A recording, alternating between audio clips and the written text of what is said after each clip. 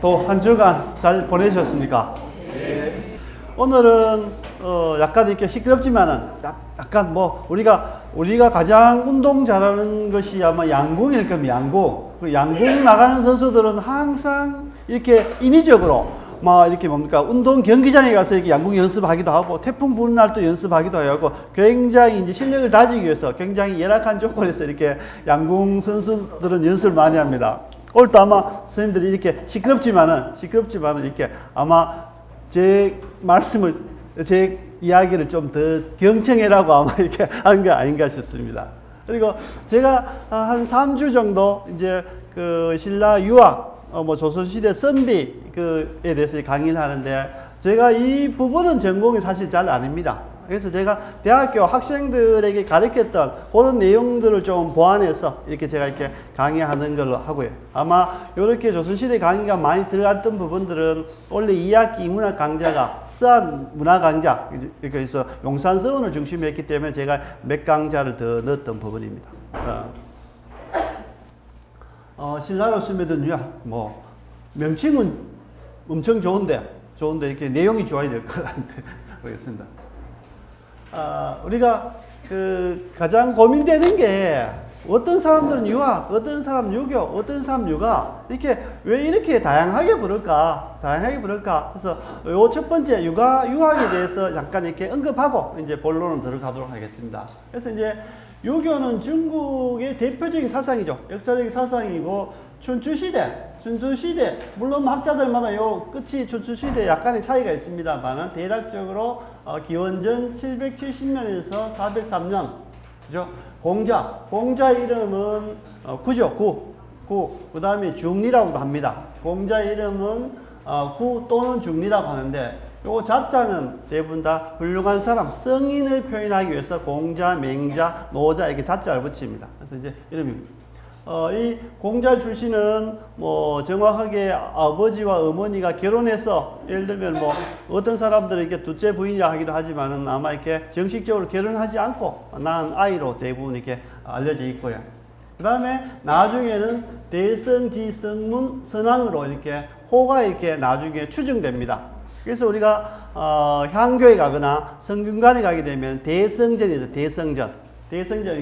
그러니까 공자의 호가 요 앞에 대성을 따서 대성전.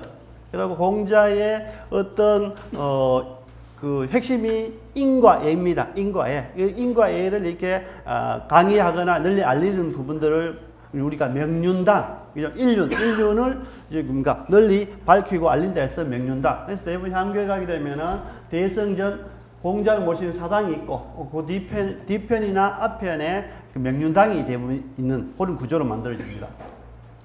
그래서 이제 공자가 춘추시대에 거의 그 후반기에 있다 보니까 나중에 전국시대에 와서는 이 공자가 그 강의했던 내용들을 흔히 그 유가로 말이죠. 그러니까 이 전국시대 오게 되면 춘추전국시대 합쳐서 우리가 춘추전국시대라고 부릅니다만 그때 와서 모든 사상가들이 정말 엄청나게 많은 발전합니다. 사상들이 굉장히 정말로 한두 개 아니고 정말로 많은 다양한 사람들이 100가라고 하지만은 100개 이상입니다. 100개 이상. 우리가 훌륭한 사람들 만들 때 일가를 이루었다죠. 일가. 그래서 근데 100가가 엄청 아마 사상적으로 많겠습니까? 그죠? 정리하니까 100가 중에 제자 여러 100가 중에 하나였다. 그러니까 이 100가지 중에 공자가 하나의 유가 하나에 가했다는 거죠. 근데 이 100개 중에 하나가 가장 중국 역사에 가장 우뚝 서죠. 이 100가 중에 가장 유가가 가장 이렇게 우뚝 선 부분이고 그렇기 때문에 유가의 시조가 공자고 그래서 공자를 우리가 중국에 지금까지도 공자가 탄생한 이후 그 2500년이 지난 이후까지도 공자를 가장 중요시하게 이렇게 모시고 있다. 이렇게. 그리고 한나라 때부터 그러니까 기원전 130년 그러니까 한나라 때부터 청나라 중국이 현대화되기 전까지 뭡니까? 거의 종교로 보기보다는 하나의 정책, 국가적인 정책의 중심이었다. 그죠? 사상적이면 정치적이면 모든 것을 공자의 그 제자들과 이렇게 문답했던 그걸 논어라 합니다만 거기에 어떤 내용을 중심으로 해서 항상 끝없이 이렇게 공부하고 해석하고 한다. 그 해석이 어떠냐에 따라 시대별로 어떻습니까? 양명학, 고증학, 뭐 성리학 이런 식으로 이렇게 나누어집니다. 해석을 어떻게 하냐에 따라서 이렇게 시대별로 이제 학문의 그러니까 이름이 바뀌어지는 부분이죠. 그래서 이제 그래서 이제 정교일치, 그러니까 이제 제사와 정치를 같이 지내는 사상이 끊임없이 내려옵니다. 그래서 이제 중국뿐만 아니고 한자 문화권인 한국, 일본, 동남아 여러 지역에서도 뭡니까? 큰 영향을 줬죠. 특히 우리나라 같은 경우, 일본 같은 경우는 굉장히 큰 영향을 받습니다. 그래서 이제 유학과 유교는 서로 비슷한 말. 그러니까 유교라 해도 되고 유학이라 해도 되고 유가라 해도 되고 틀린 말은 다 아닙니다. 어떤 것을 자기가 쓰든지 중국 사람들은 유가, 유학, 유교라는 표현을 잘 쓰지 않는데 우리나라에서는 가장 어릴 때부터 뭐 유학보다는 유교라는 말을 너무 많이 이렇게 들었고 왜? 그 유교라는 것은 어떤 종교적인 느낌도 약간 포함되어 있고 제사 같은 것에 치중하다 보니까 유교라는 느낌이 가장 이게 많이 표현하는데 중국에서는 유교라고 잘 하지 않는다. 대부분 유가 또는 유학이라 한다. 그래서 그죠? 중국에서는 유교라는 말은 별로 사용하지 않는다. 그래서 학파를 의미할 때는 그죠? 공자의 사상인 학파를 의미할 때는 유가로 하고 학문을 의미할 때는 유학이란다. 유학. 우리 무슨 학 하듯이 그죠? 경제학, 인문학, 역사학 하듯이 이제 그렇게 학문을 의미할 때는 유학이라 하고 학파를 이야기할 때는 가계를 이야기할 때는 유가라 한다. 라는 말로 나타내는 것이 일반적이다. 근데 유교라는 말은 외리 불교에 대비시켜 기원전 300년, 기원 후죠. 300년 무렵부터 시작됐다. 그래서 우리가 흔히 이야기합니다. 우리 근대 조선시대에 말이 와서 우리가 동학이라죠. 동학. 왜 동학이라 왜 하냐라면은 기존의 천주교의 외부 세력이 들어왔을 때 서양의 세력, 서양의 학문이 들어왔기 때문에 그 학문을 서학이라고 하다 보니까 그럼 우리 학문이 뭔가? 거기에 대비되게 우리 학문은 동학이다. 이렇게 표현하듯이 아마 중국에서는 유가 사상이나 유학이 끊임없이 내려왔는데 이제 외부에 인도에서 뭡니까? 불교라든지 이런 것이 넘어오니까 그 인도에 넘어왔던 불교정과 이게 대비되게 하다 보니까 유교라는 말을 대부분 쓰게 됩니다. 대비적으로 우리가 동학, 서학에 대비해서 동학 쓰듯이 중국 사람들은 그러니까 불교라든지 도교라든지 이런 부분에 대해서 구분하기 위해서 유교라고 썼는데 그것이 우리나라에서 대부분 익숙해져서 유교라는 표현을 많이 쓰는데 일반적으로 우리가 쓴다 이라면은 좀 더 종교적인 의미를 뺀다 이라면 유학이라는 말이 가장 정확하다. 그래서 우리가 흔히 유학자 이렇게 보통 표현하죠. 유교자 이렇게 표현하죠. 유학자 이렇게 보통 표현한 이유가 거기에 있습니다. 그죠? 그래서 유교라는 말은 교화적인 면을 그죠? 뭐 이렇게 교육적인 면 또 교육에서 가르치는 면, 하는 면, 교화적인 면을 중시하여 어느 정도 종교적인 의미를 포함한 말이라고 볼 수 있다. 말이었다. 이게 종교죠. 그러니까 우리나라 8대 종교 중에 하나가 유교라는 종교가 있습니다. 그죠? 우리 8대 종교 중에 유교가 포함되어 있기 때문에 유교 이렇게 하면 약간은 종교적인 의미가 이게 포함되어 있을 수 있다. 그래서 우리가 이제 향교나든지 서당 같은 데는 제사 지내는 것을 어떻게 보면은 또 종교에 약간 또 이렇게 가깝게도 생각하기 때문에 뭐 유교 제례 뭐 이렇게 합니다. 유학 제례 하지 않고. 그래서 그런 부분들은 선생님들이 개별적으로 판단하시면 됩니다. 그래서 가장 많이 쓰는 것은 유가 또는 그 유학인데 우리는 유가라고 또 잘 표현하지도 않고 유교 또는 유학 이 두 개만 많이 쓰다 보니까 유교를 계속 쓰시던 분들은 유학 쓰면은 좀 어색하고 유학을 계속 쓰시던 분들은 유교이라면 좀 더 어색하고 이런 부분이 있는데 동일한 의미지만은 아마 제 생각에는 뭐 중국도 그렇게 해서 아마 유학으로 부르는 것이 아마 이렇게 가장 보편적이지 않나라고 보통 저는 생각을 합니다. 그래서 이제 유가 또는 유학으로 하는데 저는 유학이라고 하는 것이 종교적인 색채를 빼고 가장 객관적인 학문에 접근하는 것이다 생각을 합니다. 그 다음에 이제 그 신라로 쓰면 유학인데 국학입니다. 국학. 그래서 이제 유학이 들어오는 것은 대부분 문화라는 것은 이렇게 딱 문서로 또는 뭐 공식적으로 딱 들어오는 것도 있지만은 그냥 어떻습니까? 여행했던 사람 아니면 공부했던 사람 이렇게 또 유학 머문 게 아니고 이게 멀리 가서 머물면서 공부했던 사람, 이런 사람들로부터 해서 이게 전파되는 것이 많고, 어느 정도 시간이 지나고 그런 분위기가 무르익게 되면은 국가에서 공식적으로 채용하거나 인정해주거나 아니면 이렇게 학교를 설립하거나 이렇게 대부분 하죠. 근데 이제 이 국학이 설립이 어찌 됐나라면 딱 우리가 여러 가지가 있는데, 진덕여왕 5년설과 신문왕 2년설로 이렇게 나누는데, 요 신문왕 2년 딱 정해져 있습니다. 신문왕 2년 6월에 입국학돼 있습니다. 삼국사기에, 삼국사기 공파에 보면은 이 문무왕 2년에 보게 되면은 6월에 입국학을 설치했다. 그래서 이제 학자들은 국학이 설치했던 것이 이제 신문왕 2년이다. 이렇게 보통 보고 있고. 또 일반 사람들은 이렇게 정식적으로 국가에서 인정해서 만들어진 것이 신문왕 2년에 이렇게 6월 달에 되어 있지만은 실제로 뭡니까? 진덕여왕 5년이면은 선덕여왕 이후에 끊임없이 김춘추가 중국에 대당 외교를 하고 뭡니까? 그 군사 요청을 하고 이런 과정 중에 뭡니까? 받아들였다는 내용이죠. 실질적으로 받아들였고, 또 실질적으로는 사실은 이 신라의 유학이나 국학을 받아들인 가장 결정적인 그 공로자라면은 김춘추입니다. 김춘추. 그러니까 김춘추가 이렇게 그대로 중국의 의복제도나 홀제도나 모든 것을 그대로 받아들였죠. 왜? 중국의 제도를 받아들인 것이 가장 왕권을 확립하는데 가장 좋기 때문에. 왜? 중국은 우리 삼국보다가 우리 고구려 백제 신라보다 훨씬 더 오랜 역사를 가지고 체계적으로 왕권이라든지 딱 이렇게 안정되어 있기 때문에 그 제도를 그대로 가지고 오는 거예요. 그게 가장 선진적이라 생각을 했기 때문에 가장 앞선 사람이 아마 김춘추가 이런 역할들이 있었기 때문에 아마 삼국 통일의 여러 요인 중에 하나가 됐으리라는 대부분 생각을 합니다. 그래서 이제 진덕여왕 5년설이라는 분도 있고 한 분이 있다.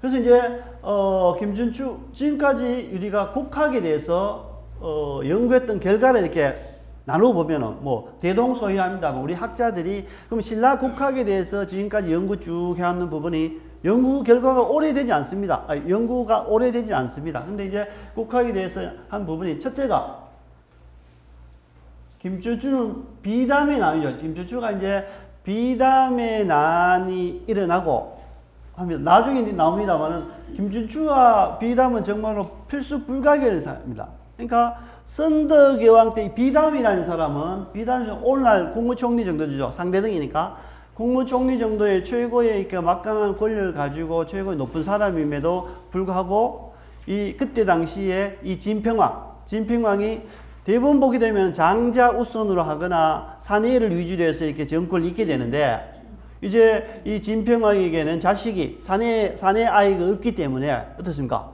이 여자아이에게 이렇게 물려줘야 되는데, 나중에 자라다 보니까 아마 선덕여왕이 이렇게 정치를 할 만하고 이제 리더십도 있고 이렇게 하니까 이제 물려주는데, 그때 신라 사람들 사회 분위기는 어떻게 여자인데 물려주노. 근데 이제 진평왕이 오랫동안 이제 왕권을 잡고 있고, 또 자기가 이렇게 우리 선거는 신분이 다르기 때문에 왕을 할 수 있다. 압력을 계속 가다 보니까 이 선덕여왕을 첫 번째 여왕으로 만듭니다. 그런데 이 선덕여왕이 나중에 또 아이가 없고 대를 이을 사람이 없다 보니까 어떻습니까? 또 뒤이어서 여왕을 시키려고 딱 하는 겁니다. 거기에 반결된 겁니다. 그래서 이제 그 대부분의 그 지금까지 교과서 같은 데 보게 되면은 그 선덕여왕 뭡니까? 비담이 여왕이냐 여주인데, 그러니까 여주가 정치를 잘 하지 못해서 다시 왕으로 하는 것은 문제가 있다 해서 이제 난을 일으키죠. 난을 일으켰다라고 기록이 딱 되어 있는데, 삼국사기 끝에 딱 보면 어떻게 되냐면은 비담의 난이 10일 걸립니다. 15일 정도가 딱 걸리는데 그 난 중에 선덕여왕이 죽습니다. 비담의 난 중에 선덕여왕이 딱 죽게 되죠.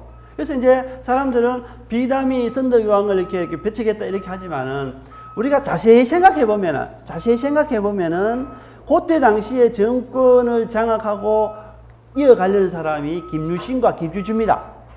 이렇게 그러면 만약에 다른 진골 귀족 중에 누가 왕이 되어버리면은 김춘추와 김유신은 자기들이 지금까지 꿈꿔왔던 어떤 왕권을 장악하지 못하기 때문에 일단은 이 김유신과 김춘추가 선덕여왕 편입니다. 왕당파죠. 이게 선덕여왕과 똘똘똘 뭉쳐져 있는데, 그러면 선덕여왕이 물려주고 자기들이 내세울 수 있는 사람을 세워야만이 다음에 후계 구대에 자기가 왕이 될 수 있다는 생각을 굉장히 이제 갖고 있는 부분이죠. 이제 그러다 보니까 어떻게 결사적으로 이게 여왕을 그 후계자를 내셔야 되는데 찾다 보니까 사촌 선덕여왕의 사촌 여동생 뭡니까 진덕을 찾게 되는 거죠. 그러니까 벌써 이 스토리 오게 되면 선덕여왕이 죽고 선덕여왕이 비담이 난 전에 병으로 돌아가시고 난 다음에 이 정보를 어떻게 할 것인가. 선덕여왕이 죽고 난 다음에 이 정보를 새 나가게 되면은 이제 진골들이 연합해서 왕을 세우려고 이렇게 할 건데, 그래서 이제 김춘추와 김유신이 몰래 아마 이렇게 죽었다는 것을 아마 그 정보를 차단했을 가능성이 높습니다. 높고 자기들 이제 그 후계자를 이렇게 준비하려고 이러한 과정 중에 이제 그 상대등이니까 당연히 알죠. 최고의 권력의 상대등이 그것을 알고 김춘추와 김유신이 다시 여왕을 세우겠다는 생각을 갖고 있으니까 반기를 든 겁니다. 그러니까 모든 사람들이 어떻습니까? 이 비담을 따라가죠.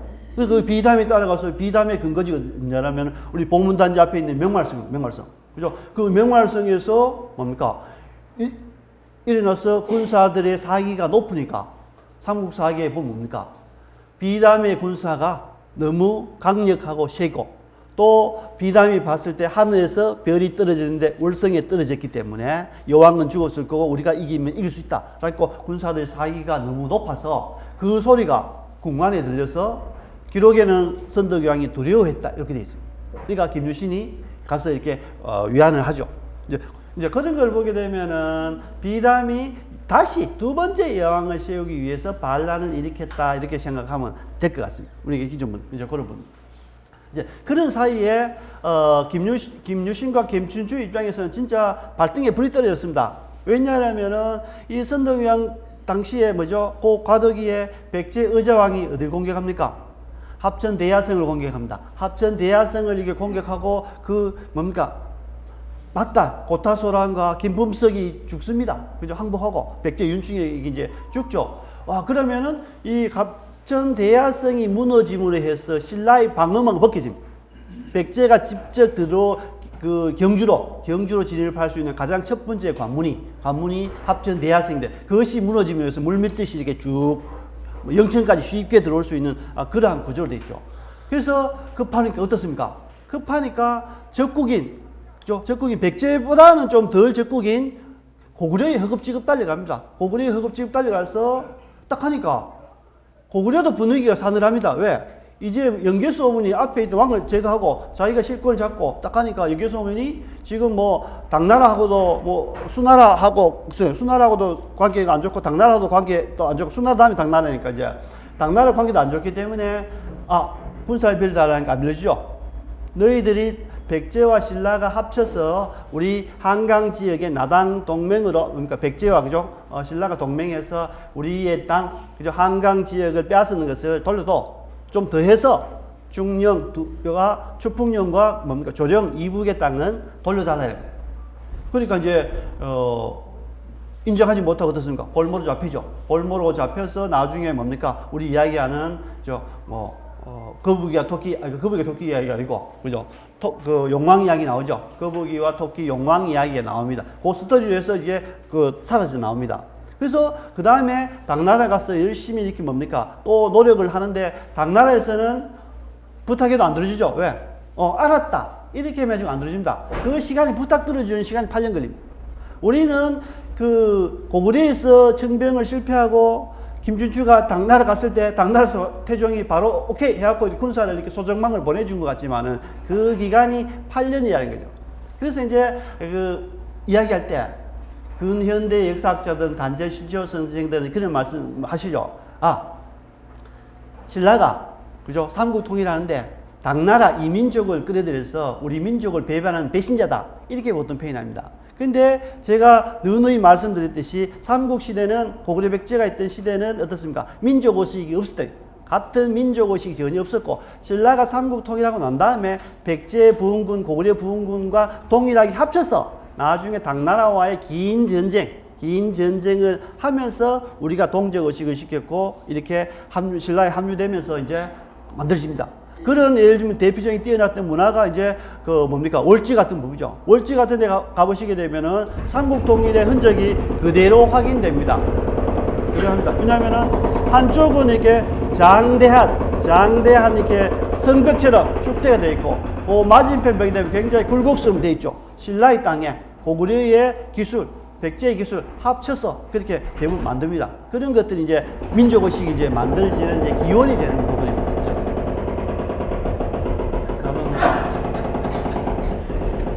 그러니까 첫 번째는 제가 이렇게 역사 이야기를 넘어가 버렸습니다만, 이렇게 김준주가 일한 과정 중에 당나라와의 8년간 과정 중에 당나라의 모든 제도를 딱 했는데, 김준주가 정말로 뛰어난 외교가라는 걸 알 수 있는 것이 뭐냐면은, 우리가 남에게 부탁하러 갈 때 뭘부터 합니까?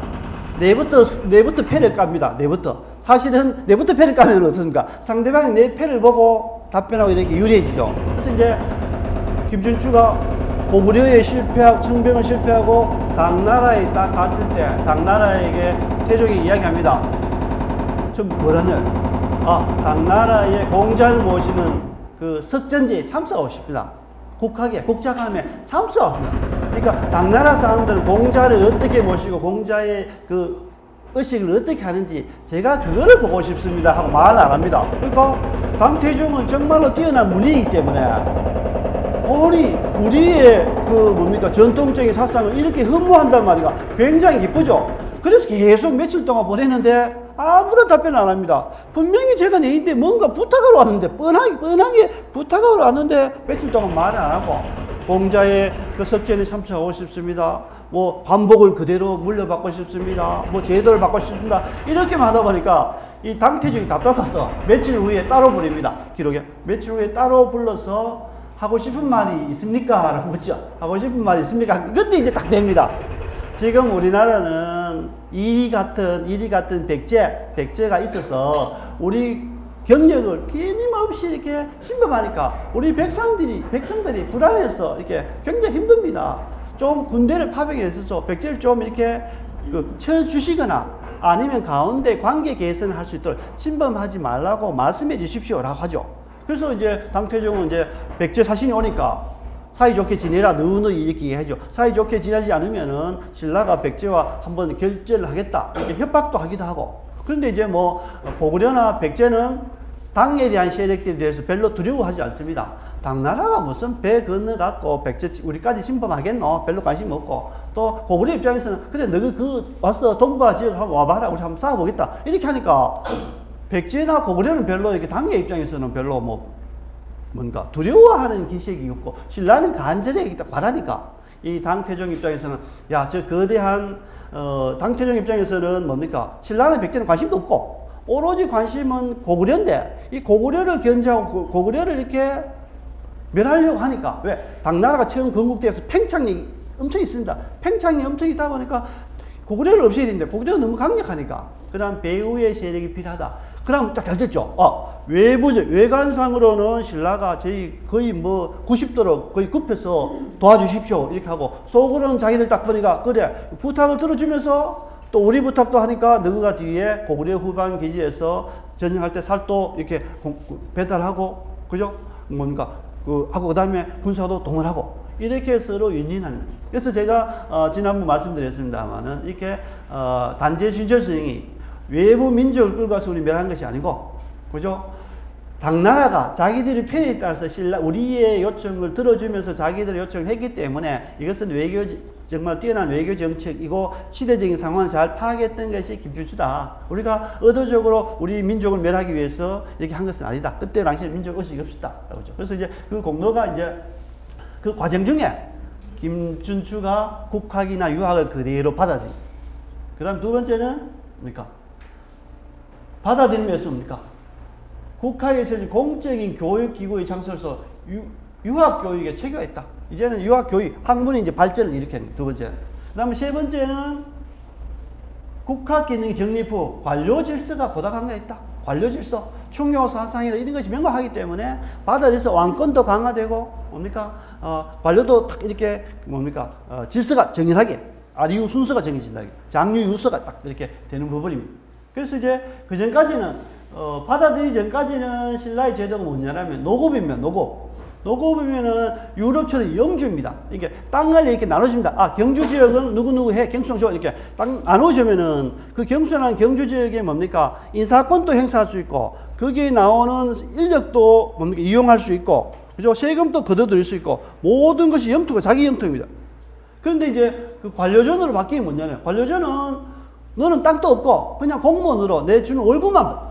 그러니까, 기존에 뭡니까? 유학이 들어오기 전까지는 밑에 있던 뭡니까? 진고시객들은 노급을 받아서 굉장히 힘도 강하고 강력한데 이게 받아들이고 이제 정치적으로 바뀌다 보니까 이 관료전으로 바뀌니까 완전히 세력이 어떻습니까? 쪼그라드는 부분이죠. 그래서 굉장히 나중에 이제 귀족들이 반란을 많이 합니다.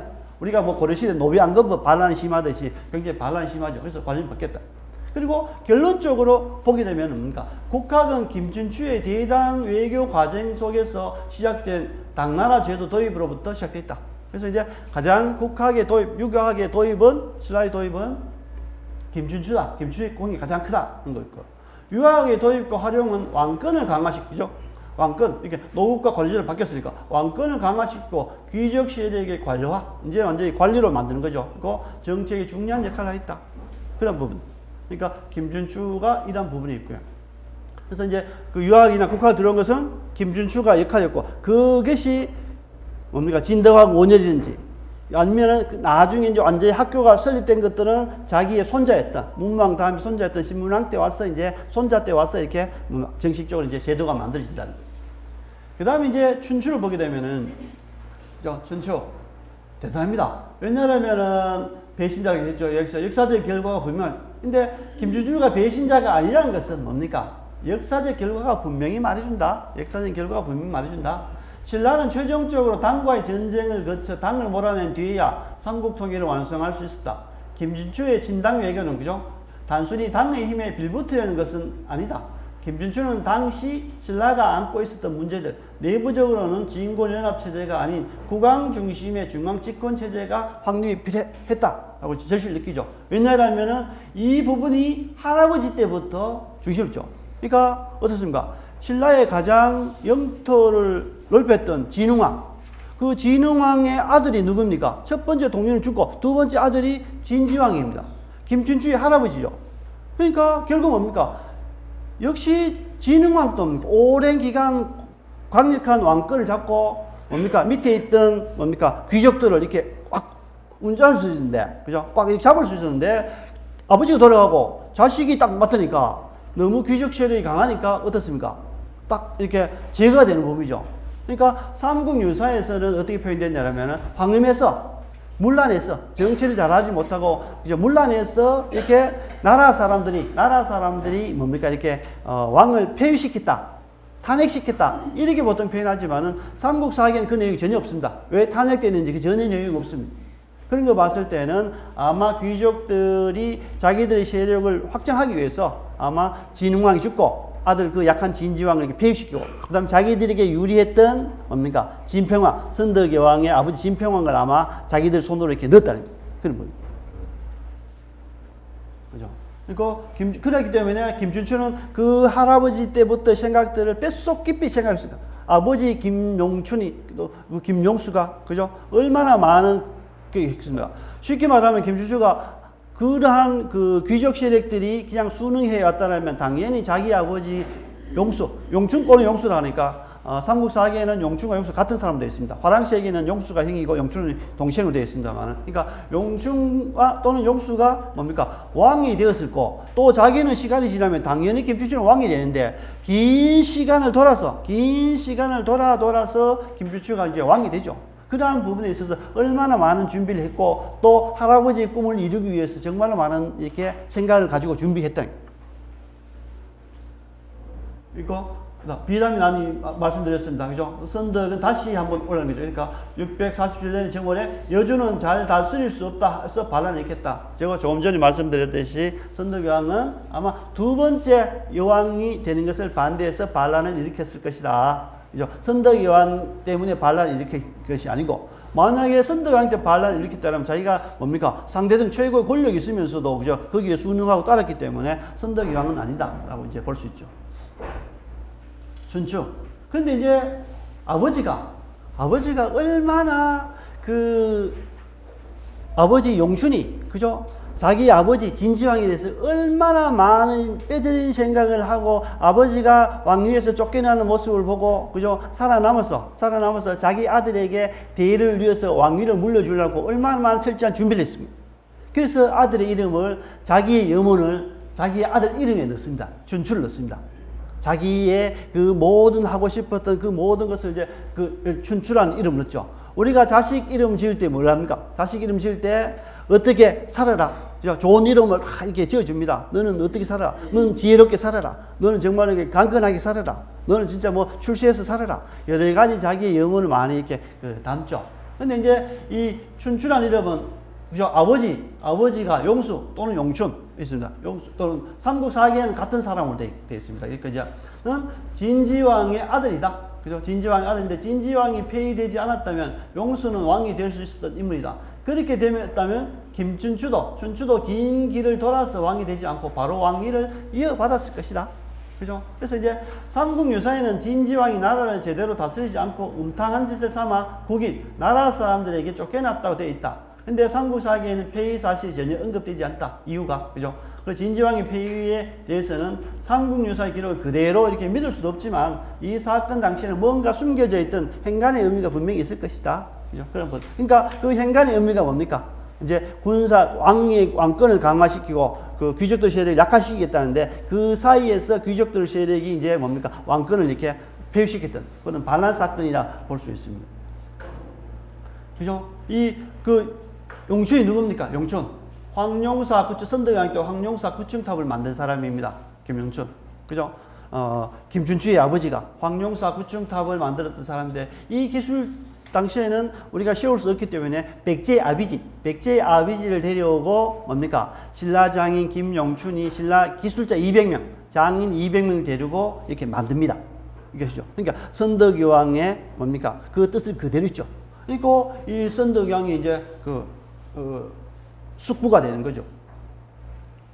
그러니까 조카숙부. 그러니까 그때 당시에 나왔던 기록을 보면 귀교가 있습니다. 귀교. 왜냐하면 우리가 삼국유사 같은 데면은 오릉 앞에 있는가 귀신이 나왔던 다리 비형랑 이야기 나올 겁니다. 그 다음에 요 시대에 뭡니까? 건축 기술에 가장 뛰어나고 또 왕족이고 힘이 있고 이런 사람을 딱 이렇게 찾으면은 비형랑밖에 없습니다. 그러니까 비형랑이 우리가 흔히 용수다 이렇게 보통 표현한다. 비형랑. 그죠? 비형랑. 그러니까 이 가운데 하룻밤 저녁에 뭡니까? 귀신들을 부려서 돌달 쌓았다. 그러니까 돌 쌓았던 재료, 기록, 목적 이 내용이 가장 이 문천 전체, 이 반월성 뒤편에 있는 월성 뒤편에 있는 전체의 하천 중에 수없이 많은 다리가 있지만 다리를 쌓았던 뭡니까? 재료 왜 쌓았는지 기록, 누가 쌓았는지가 가장 명확하게 나오는 것이 이제 귀교 부분이죠. 지금은 우리가 귀교지가 어딘지는 잘 모르고 단지 우리가 경주에서 경주 남산 쪽으로 가다 보면 오릉인데 오릉 다리 건너기 전에 오릉 다리에서 좀 아래쪽으로 우리 서천변으로 이렇게 지나가게 되면 이렇게 물길이 3개 모임 삼계천 이야기가 그 일대의 지역일 것이다. 언젠가는 발굴 조사하고 찾게 되면 아마 이렇게 귀교지가 발견되리라 생각합니다. 이분이 김춘추의 아버지일 가능성이 굉장히 높다는 겁니다. 그리고 그때 당시까지 뭡니까? 왕이 절대적인 권력이 없기 때문에 회의를 통해서 하죠. 화백회도입니다. 그러니까 우리 지난 시간에 우리 금성문화 하게 되면서 냉수리 비 같은 데 보게 되면 뭡니까? 7명의 왕이 모여서 결정했다. 그죠? 뭐 사부지에게 어떻게 갈문왕 이런 식으로 여러 명의 7명이 있기 때문에 이때 당시에도 아마 지역별로는 다 자기들이 왕이었다고 이렇게 표현했을 수도 있고 또 왕으로 인정해 줄 수도 있고 그래서 아마 화백제도였던 그러한 시대다. 이 화백제도였던 시대에 유학이 들어오므로 해서 어떻습니까? 체계적으로 만들어서 그죠? 군신유의 임금과 신하는 그죠? 뭡니까? 격이 있다. 이런 식으로 이렇게 나누려는 그런 의도를 갖고 온 거죠. 그런데 그리고 뭡니까? 진평왕 이제 폐위된 진지왕의 아들이자 자신의 사촌인 용수를 사위로 만든다. 그죠? 요 사위로 만든다는 것은 삼국사기에 있는 것이 아니고 여기 화랑시에게 나온 이야기를 화랑시에게 나온. 근데 요 뒤에 뭡니까? 그 대신 사촌 영수는 뭡니까? 왕실의 업무와 재산을 관리하는 내성사신의 장관. 그러니까 오늘날 같으면은 내무부 장관. 가장 강력하죠. 내무부 장관인 신하로 중용했다. 요거 사위라는 표현은 화랑시 얘기를 제가 이렇게 옮겨온 거고, 요 실질적으로 뭡니까? 상부사기에는 이 용수 또는 용춘이죠. 용수 또는 용춘을 뭡니까? 내무부 장관을 해서 발했다. 그러니까 다 가족관계. 우리가 보통 가족관계 중에서도 아버지가 폐위됐으면 그 자식들은 없애야 되고 이렇게 해야 되는데, 아마 바로 없애거나 이렇게 못하기 때문에 아마 비영난 같은 그런 설화가 만들어져서 했을 거고, 아마 그 용수는 아마 아버지 진지왕이 죽고 난 다음에 아마 유복자 형태로 아마 태어났을 수도 있다. 왜? 그러면 그 내용도 보면은, 그죠? 도하녀와 이야기가 몇 년, 3년 뒤에 이렇게 같이 나타나는 부분이기 때문에 이제 그런 부분이다. 근데 이제 이 아버지, 황룡사 구천을 잡았던 이 아버지가 뭡니까? 춘추라고 이름 지은 것은 대단하죠. 왜냐하면 중국 역사에 지금까지는 용춘, 용수, 이때 당시 이름이 다 불교식입니다. 덕만, 승만, 그죠? 그 다음에 뭐, 비담을 아주 인도에 뛰어난 승려죠. 아비담을 줄여서 비담입니다.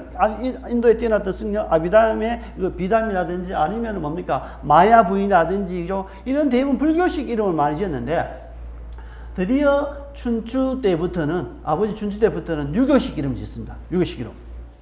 그러니까 아마 춘추가, 아버지가 벌써 중국 대륙의 수나라 때 이 대륙이 이제는 불교 시대가 저물고, 이제 유학의 시대가 오고, 유학으로 모든 것을 정치를 이루고, 왕도 정치를 이루기 때문에 언젠가는 이 신라에도 그 유학이 물결처럼 흘러 들어올 것이다. 불교처럼 물밀듯이 들어와서 장악할 것이다. 준비를 하는 거죠. 그래서 이제 이름 딱 지은데, 중국의 일목요연한 내용, 중국을 한마디 단어로 표현한, 중국의 2500년 역사 또는 5000년 역사를 한마디 단어로 딱 해라 이라면 춘추입니다. 춘추. 왜냐하면은 공자가 썼던 책이 춘추입니다. 공자. 그러니까 공자가 썼던 책이 춘추인데, 원래 뭡니까? 전국시대의 노나라 사람입니다. 공자가 노나라 사람인데 노나라 역사를 쓴 겁니다. 원래 있습니다. 노나라 역사는 춘하추동이라는, 봄, 여름, 가을, 겨울 춘하추동이라는 역사가 있는데, 공자가 뛰어나니까 그 역사책을 추려서, 역사책을 내용이 나오는 것을 필요한 부분을 골라서 문답 형태로 정리 평가한 겁니다. 그러니까 엄밀하게 말하면은 그 공자의 춘추는 역사책이 아닙니다. 역사책이 사실 그대로 들어있지만은 자기가 평가를 한 거죠. 그러니까 역사가는 자기 생각을 넣으면 안 되고, 객관적인 사실을 그렇게 했는데 자기의 평가가 들어가기 때문에 왜곡이 될 수가 있습니다. 그래서 우리가 어떤 사람들은 공자가 쓴 춘추를 역사책이라 하고, 그보다는 그 앞서 원래 있었던 춘하추동의 역사책을 하자. 그러니까 공자가 요 앞에 서 있던 노나라의 춘하추동의 역사책을 뽑아와서 그 춘추를 지으면서 자기의 모든 생각들, 자기의 어떤 이념들을 평가하면서 다 넣습니다. 그래서 그게 하나의 성전이 되는 거죠. 그래서 중국 역사에 한마디로 한다면은 춘추 이렇게. 근데 그것을 어떻습니까? 지금까지 대부분 이름 지을 때 인도의 왕의 이름, 아주 뛰어난 인도의 승려의 이름 지었는데, 드디어 뭡니까? 이 용춘이라는 춘추의 아버지는 뭡니까? 아들의 이름을 춘추라고 짓게 한 겁니다. 춘추. 너는 앞으로 유학시대에 큰 기둥이 되고, 너의 시대가 오고, 네가 모든 것을 좌지우지하고 네 뜻을 펼칠 수 있는 시대가 올 것이다. 아들에게 그렇게 춘추라는 이름을 주니까 그 아들은 평생 거기에 대해서, 유학에 대해 관심을 가지고 중국에 가서도 먼저 뭡니까? 지금 군사가 불려가고 빨리 가서 백제를 좀 이렇게 방어해야 되는데, 그죠? 그러한 가정주의도 물론 속이지, 당태종을 속이는 것도 있습니다만, 이렇게 공자의 석전에 가서 참석해보고 싶습니다. 도대체 공자라는 사람이 어떠한 사람이고, 공자가 춘추를 어떤 학생들에게 어떻게 가르치는지, 그 내용이 뭔지, 그게 궁금해서 간 겁니다. 그래서 오면서 그대로 책 같은 거 이렇게 가져오는 부분이죠. 그죠? 그래서 춘추라는 이름 지었다. 대단한 겁니다. 불교식 장명법을 행하던 시절에 그들과 구별되는 춘추라는 이름은 어린 김춘추의 가슴에 깊이 새겨졌을 것이다. 아버지가 나의 이름을 춘추라고 지었는 것이 가슴 깊이 새겨졌을 거, 아마 잊어버리지 않았을 거고, 내 할아버지가 왕이 됐으면 우리 아버지가 왕이 됐을 건데, 내가 왕이 되지 않더라도 우리 아버지가 왕이 되었을 건데 라는 그런 자식이, 그죠? 그 분노, 이런 것들이 그대로 가슴속에 있죠. 근데 김춘추는 서두르지 않습니다. 서두르지 않습니다. 한 발 한 발 나갑니다. 자기 세력을 한 발 한 발씩 하죠. 장기적으로 보니까, 야, 저 가야 출신들 대접도 못 받고 있는데, 가야 출신들 지금 무력으로 왔어. 맨날 변방이었어. 군사를 하고 막아주는데, 야, 저런 세력들을 어떻게 할까? 생각하죠. 그 다음 김유신. 야, 앞으로 김유신의 시대가 오고 될 것이다. 가야 개똥을 합심하려 하니까, 뭡니까? 자기는 그 세력이 없기 때문에 하는 거죠. 물론 김춘추도 당연히, 앞으로의 미래 시대 보니까 춘추와 내가 힘을 합치면은 이 가야, 이 서름 받는 가야 세력도 정말로 전통적인 신라의 귀족이 될 수 있다는 그런 염원.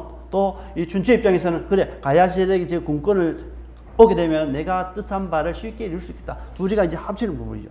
그러니까 뭡니까? 그것은 아버지 서연 때문에.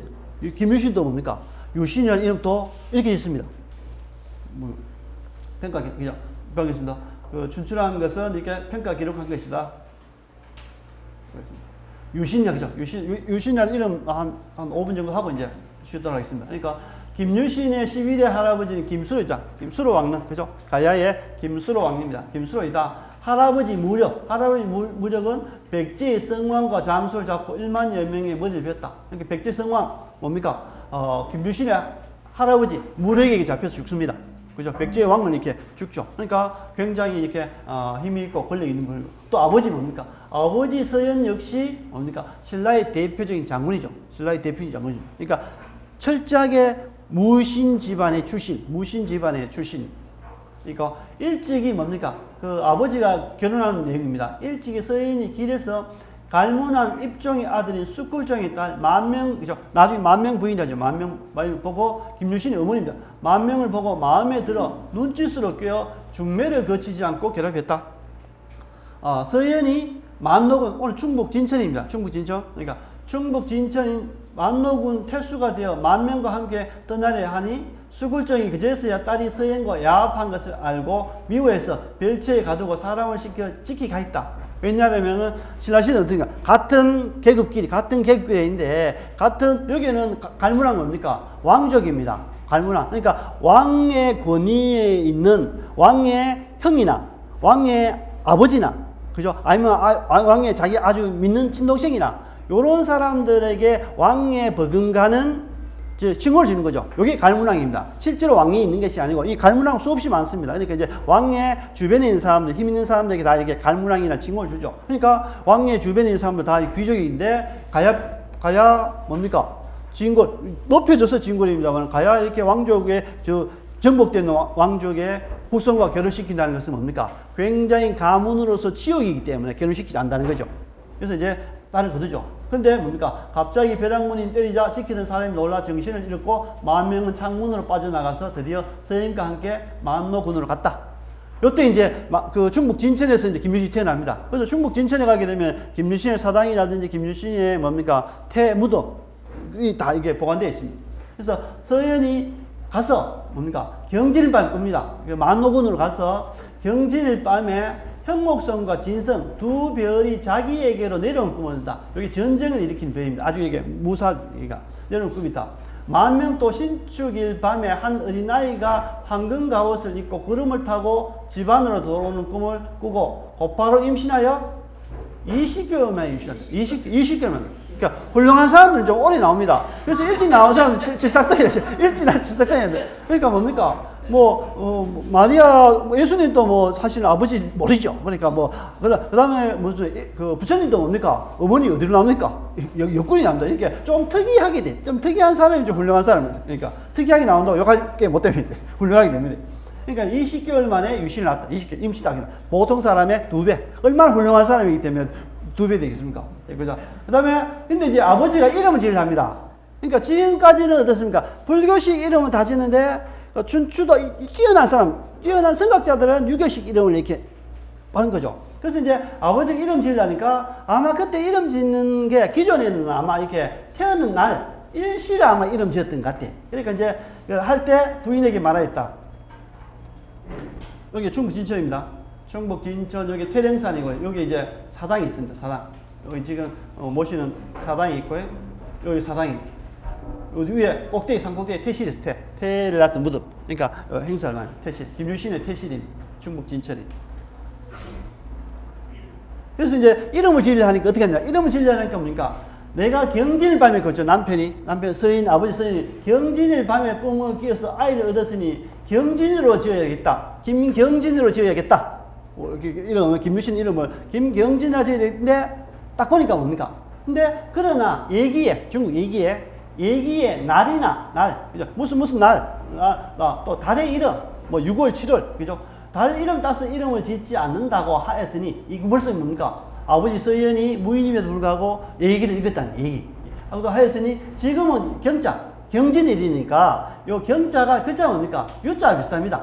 옛날 사람들은 글자를 많이 알지 못하고 비슷하게 찾다 보니까 요 경자는 유자와 글자 모양이 서로 비슷하고 요 진자는 신자와 소리가 음이 비슷하기 때문에 그렇게 됩니다. 그리고 더구나 중국에서는 이렇게 어진 사람 중에 유신이라는 대학자가 있습니다. 유신이라는 대학자가 있기 때문에 유신이라고 이름 지은 게 있으니 그렇게 이름 지어야 하지 않느냐. 드디어 이름을 유신을 지었다. 그러니까 신라시대 사람들도 외부의 훌륭한 사람들 이름을 따오는데 지금까지는 불교의 훌륭한 사람들 이름을 따오는데 요즘은 어떤가 유학의 이름 뛰어난 사람들을 이렇게 따온다는 게 그래서 이제 김유신이라고 이렇게 이름을 지었다라고 되어 있습니다. 그리고 김유신은 15세에 화랑이 되었고 그죠? 영화합니다. 근데 김유신의 신분이 굉장히 여러 가지가 있습니다. 화랑의 무리들은 있는데 왜 용화향도가 된다면 종교적인 의미도 있고 김유신이 어떤 특별한 집단이기 때문에 뭐 결사 집단인지 모르겠습니다. 그래서 이제 김유신의 그 무리들을 그 화랑들을 용화향도라고 돼 있다. 그죠? 이런 부분도 쭉 하겠습니다. 나머지는 뭐 생략하고 우리가 가장 중요시하는 게 아마 유학 중에서도 가장 중요시하는 것 중에 하나가 의지고 그죠? 뭐 인자하고 은혜롭고 여러 가지 있지만은 또 의리를 지키는 그 신하와 왕가의 의리, 부부 사이의 의리, 또 친구 사이의 의리를 굉장히 또 중요시합니다. 그래서 아마 지금까지 그 신라 삼국 통일을 위해서 이제 그 김춘추와 김유신이 뭡니까 서로 이제 협력을 하는 그런 과정 중에 김유신이 어떤 의리를 지키는지 한번 이렇게 간략하게 삼국사기에 나왔던 두 개를 보는데 여기에서 가장 중요한 것은 뭐 의리가 포함됩니다. 보면은 김유신이 이제 첫 번째 그 전쟁터 나가는 것이 아마 고구려와의 싸움에 나오는 부분인데, 그러니까 신라와 고구려 싸울 때 아마 신라군이 대패를 하는데 드디어 이제 아버지와 함께 따라 나가서 자기가 이제 나서 그 김유신 이제 이름을 알리는데 그 전쟁 지면서 자기가 그 나가면서 이야기합니다. 전쟁이 패퇴했는데 제가 나가서 사기를 올려서 전쟁 한번 바꿔보겠습니다. 기세를 한번 바꿔보겠습니다. 라고 하면서 나가면서 하는 말인데, 내가 들으니 위태로움을 보고 목숨을 바치며 어려움을 당하여 자신을 잇는 것은 열사의 뜻이라 한다.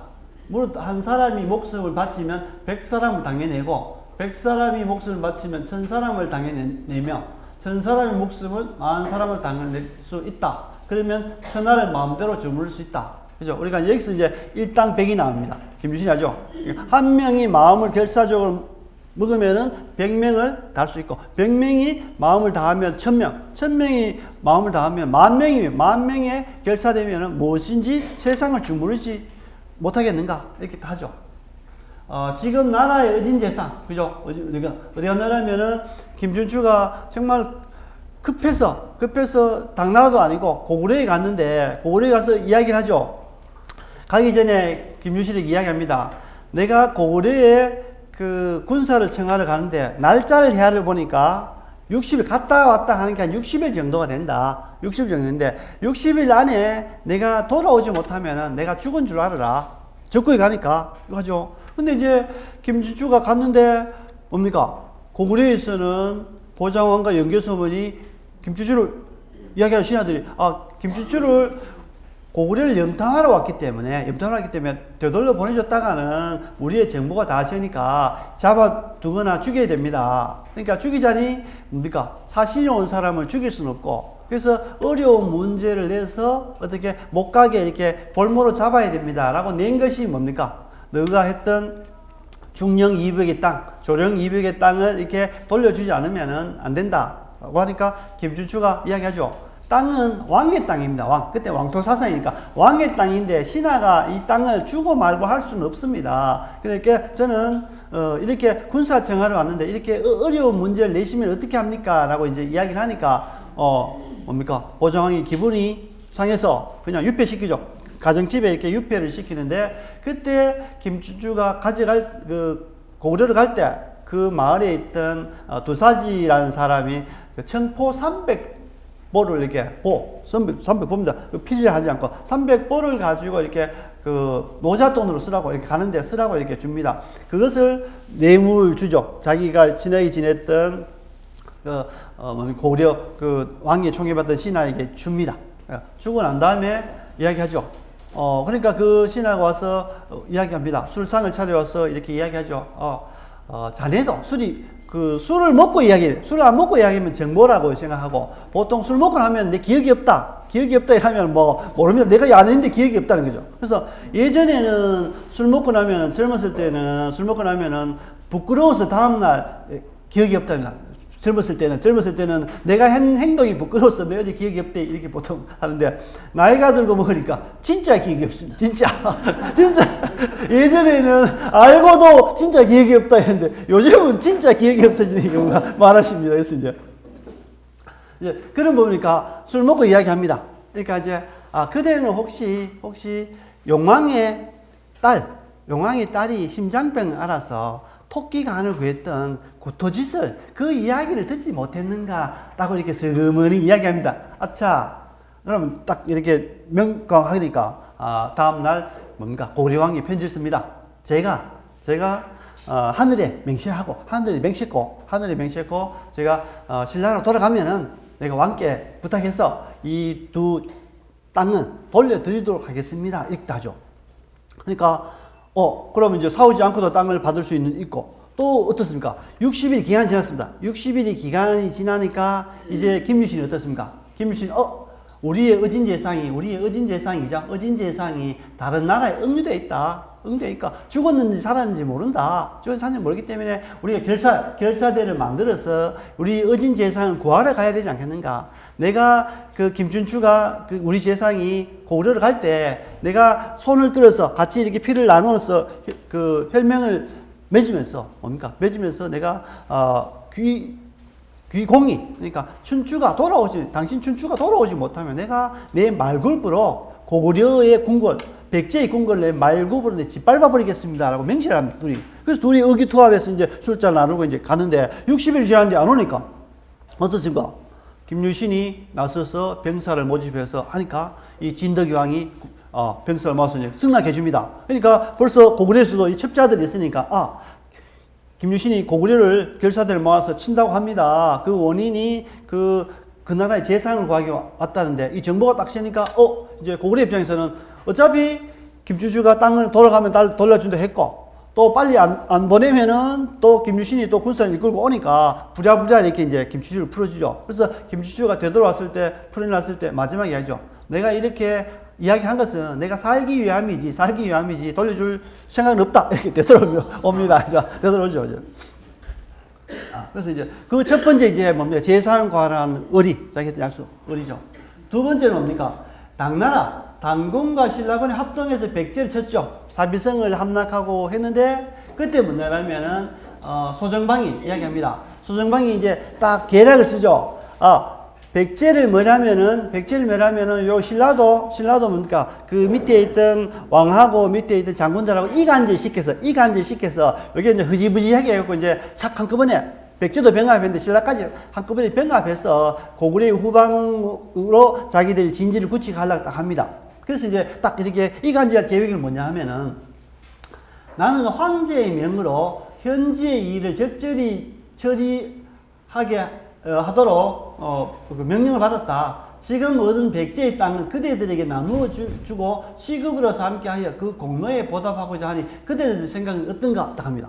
그러니까 내 백제 정합했는데 내가 올 때 그 태종에게 네가 거기 가거든, 전쟁하거든, 모든 권한을 네게 이임한다. 원래 이제 전쟁 나갈 때 왕이 그 전쟁 장소에 칼을 줍니다.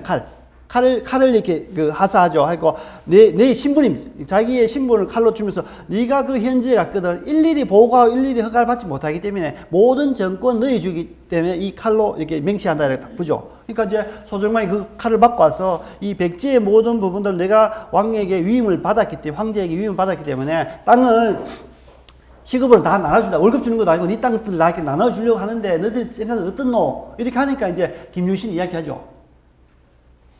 유신이 대답하기를 대장군께서 소정방이 대장군께서 황제의 군사를 이끌고 와서 우리 임금의 희망에 따라 우리나라의 원수를 갚아 우리 임금과 온 나라 백성이 기뻐하기에 바쁜데 우리들만 홀로 내려줌으로 받아 스스로 이익을 챙기는 것은 어리상할 수 없다 하고는 받지 않다.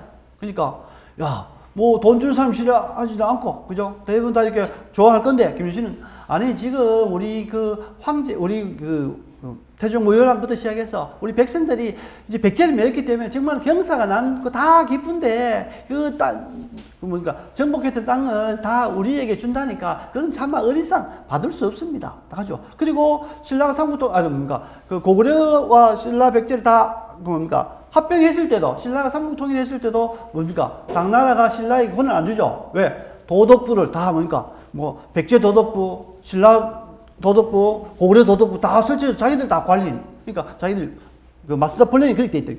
갈 때 신라 도와주는 척하고 백제하고 힘쓰고 신라 힘 다 빠지거든. 신라까지 자꾸 이렇게 잡아서 이게 정비해 온나 이렇게 딱 하는 거죠. 그래서 벌써 뭡니까? 그러니까 어리상 챙길 수 없다 이렇게 하고 그다음에 당나라 사람들이 이미 백제를 멸하고 사비성의 언덕에 주둔하면서 몰래 신라를 칠 계획을 세우고 있었다.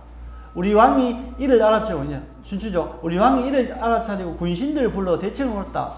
김유신이 싸우기를 요청하니 왕이 말하기를 뭡니까? 당나라 군사가 우리를 위하여 적을 멸하여 주었는데 도리어 그들과 싸운다면 하늘이 우리를 도와주겠는가? 그러니까 이제 김주주가 이야기죠.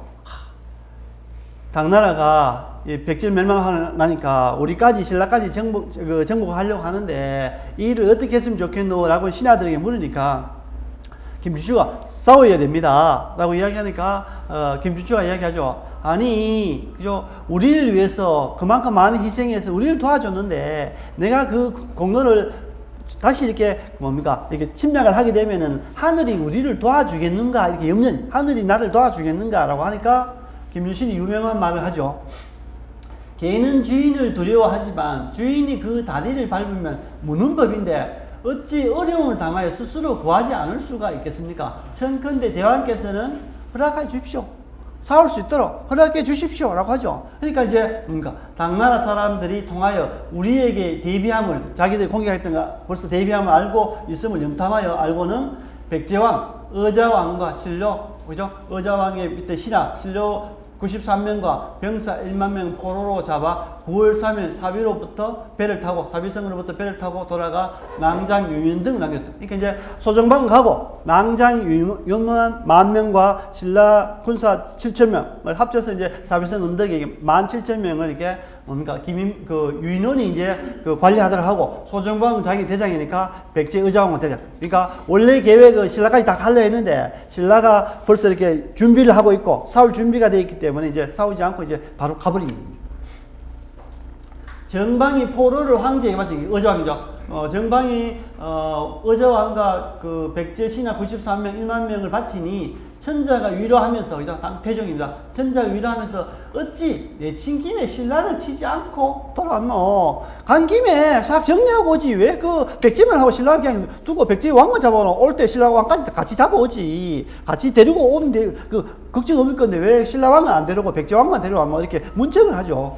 그러니까 소정방이 말하기를 신라는 그 임금이 의지로 백성을 사랑하고 그 신하들은 충성으로 나라를 섬기어 아랫사람이 윗사람을 아버지나 형처럼 부형처럼 섬기니 비록 작은 나라이지만 도마할 수가 없었습니다. 그죠? 이기다. 그러니까 신라 사람들은 내가 이렇게 땅 나눠줘서 이간질 시켜보려고 이렇게 해도 신라 사람들은 아버지 형처럼 그렇게 그 관계가 맺어져 있어서 조그마한 나라지만 내가 남아있는 군사로 신라까지 치기는 버거워서 못했습니다. 라고 이제 이렇게 표현하는 거죠. 그만큼 이제 김유신이 이제 의리하죠. 왜 이때 당시에는 그 자기 땅 준다 이러면 뭐, 야, 안 그래, 당나라가 우리 신라에 해주고 신라에 땅을 주면 그 김유신 같은 사람은 분명히 나라 하나 씌울 수도 분명히 있고 최고의 권력자가 될 수 있음에도 불구하고 의리를 지키는 거죠.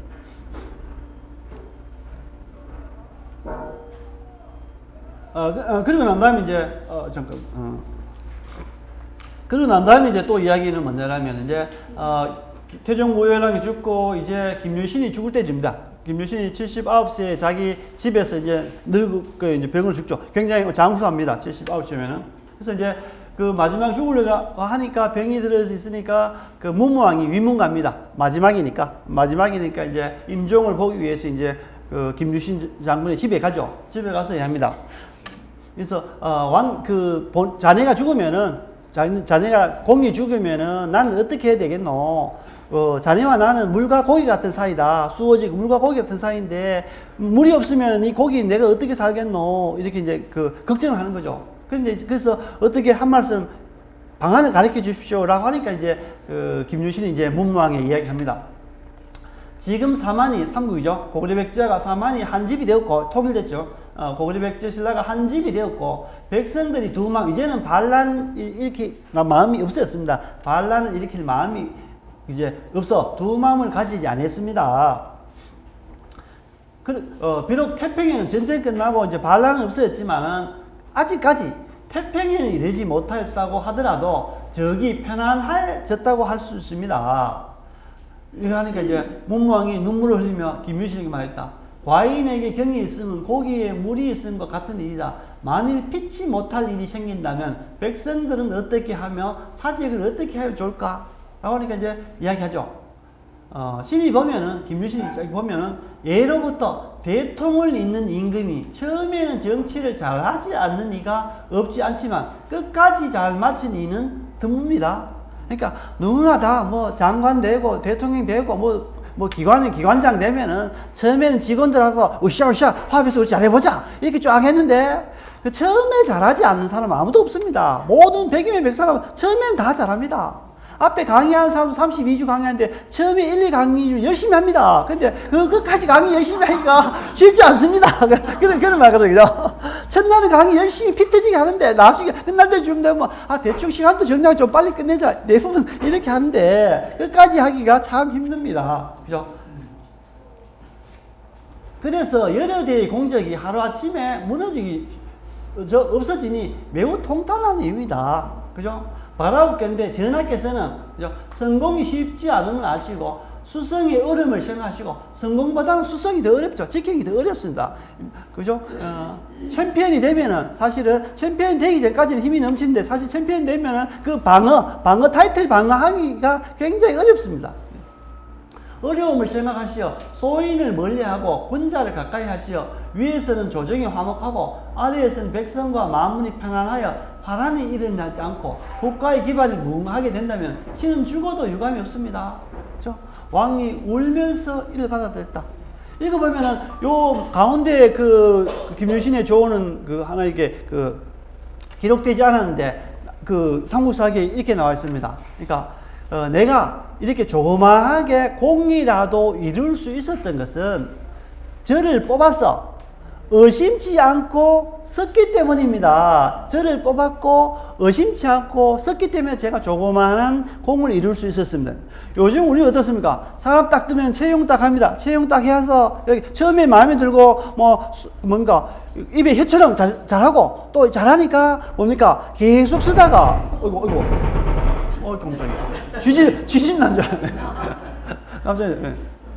그런데 어떻습니까? 이 사람이 잘하고 자기를 능가하고 이렇게 좀 되면은 시기질투하고 어떻습니까? 흔들어서 이렇게 떨어뜨리려 하는 것이 세상의 이심인데 왕께서는 내가 모든 군권을 가지고 있고 내가 마음만 바뀌면은 왕도 없애고 자기가 왕이 될 수 있고 이렇게 했으면은 그 왕 밑에 있는 사람이 얼마나 많은 사람이 김유신은 안 됩니다. 얼마나 수없이 말을 많이 했겠습니까? 그럼에도 불구하고 의심치 않고 저를 믿어주셨기 때문에 제가 조그마한 공이라도 이룰 수 있게 되었습니다. 라고 그렇게 한 거죠. 그러니까 문무왕이 어떻습니까? 그 김유신이 그 삼국 전쟁하면서 진짜 이렇게 솔선수범했던 것들이 그대로 뭡니까? 문무왕 압니다. 왜? 문무왕은 태자 때부터 뭡니까? 삼촌 김유신을 따라서 전쟁을 누빕니다. 아버지 춘추는 어떻습니까? 그냥 이게 그 경주에 있고 왕이기 때문에 중심이 있어야 됐지만 외교 정책만 했지만은 실제로 전쟁에 나간 것은 어떻습니까?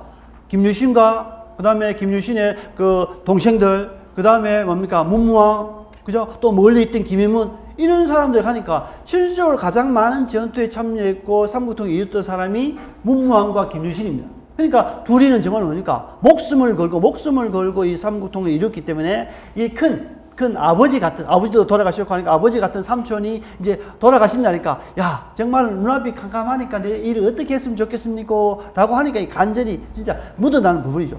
그래버리고 그 하나의 예를 들면은 문무왕이 얼마나 김유신이 그 하나라면은 문무왕이 왕이 됐을 때, 이게 그 춘추가 끝이 나고 죽고 문무왕이 왕이 됐을 때 당나라에서는 그게 뭡니까? 이제는 이제 고구려를 정복해야 되니까, 백제는 태종무효왕 있을 때, 아버지 있을 때 660년에 통합했고 661년에 이제 김춘추가 죽으니까 668년에 이제 뭡니까? 고구려를 정복하는데 그 7년 동안 계속 끊임없이 당나라와 사이에서 고구려와 싸우면서 끊임없이 이렇게 김유신과 이렇게 함께 하는데, 당나라에서는 마지막 뭡니까? 고구려 전투에서 요청을 합니다.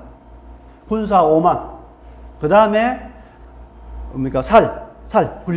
군량미를 우리가 그 당나라 사람들은 그냥 고구려와 싸울 때 전방에 가니까 그냥 대군으로 가기 때문에 식량까지 가지 못한다. 이 때문에 식량은 신라에서 조달해라 이렇게. 그러니까 신라에서는 뭡니까? 그 당나라 수십만의 군량미를 챙기기도 힘들고, 그 다음 챙겨서 어디입니까? 전방에 갖다 줘야 되는데, 이 위치가 어떠냐라면은 당나라는 싸울 때 고구려 제일 전방 동북면에서 그 중국 대륙에서 싸우는데, 신라는 어떻습니까? 백제는 아직까지 뭡니까? 부흥군들이 나서 갑자기 공격도 하죠. 근데 어떻습니까? 이 살을 가지고 고구려를 가운데 가로질러서 제일 전방에 돼. 근데 고구려의 그 싸우면서 전방으로 후방에서 뒤에서 싸워서 제일 전방에 갖다 줘야 돼. 이거는 밑에 있던 신하들이 안 됩니다. 이거는 불가합니다. 왜냐하면 군대에도 그냥 가기가 힘든데 거기에 군량미를 가지고 가면 속도나 모든 것이 안 되는데, 그거는 진짜 죽는 것밖에 안 됩니다. 모든 신하들이 안 된대. 근데 문망이 이랬습니다. 아니, 당황제가 명령했는데 내 동생을 보내왔어. 명령했는데 안 가면은 내 동생도 당연히 이렇게 먹이 김유민도 잘려죽고 나도 이 나라 유지하기가 굉장히 어려운데 이 일을 어떻게 했으면 좋겠노 하니까 김유신이 나왔습니다. 노브로. 내 마지막 소명입니다. 라고 자기가 나서 다독거려서 이제 군량민을 가죠. 그런데 그 겨울이기 때문에 어떻습니까? 그 마차 수레길로 못 가고 나중에 다 뭡니까? 눈 내리는 것이 이렇게 조그만 이렇게 토끼 가는 길 사이에 뭡니까? 그 말이나 소에 다 이게 뭡니까? 이게 식량이 실었어. 그 험난한 길을 몰래 가서 이제 가까이 갑니다. 가까이 가서 이제 전달하니까 당나라 군들은 싸우지도 않고 식량 받고 더 들어가 봅니다. 싸우지도 않고 돌아와 보니까 또 이제 김유신이 되돌아와야 되는데 이 난감하죠. 그러니까 난감해 오면서 또 어떻습니까? 이 당나라 군이 돌아가니까 이 고구려군이 신라를 공격합니다. 신라 군사를 공격하고죠. 그러니까 쫓겨가면서 옵니다. 근데 그 사이에 싸워서도 뭡니까? 또 이깁니다. 김유신이. 그 당나라군이 물러가고 고구려군이 신라를 뒤쫓아오면 추격을 하면서 전쟁했는데도 오면서 싸우고 이래서 겨우겨우 살아오니까 문무왕의 입장에서 뭡니까?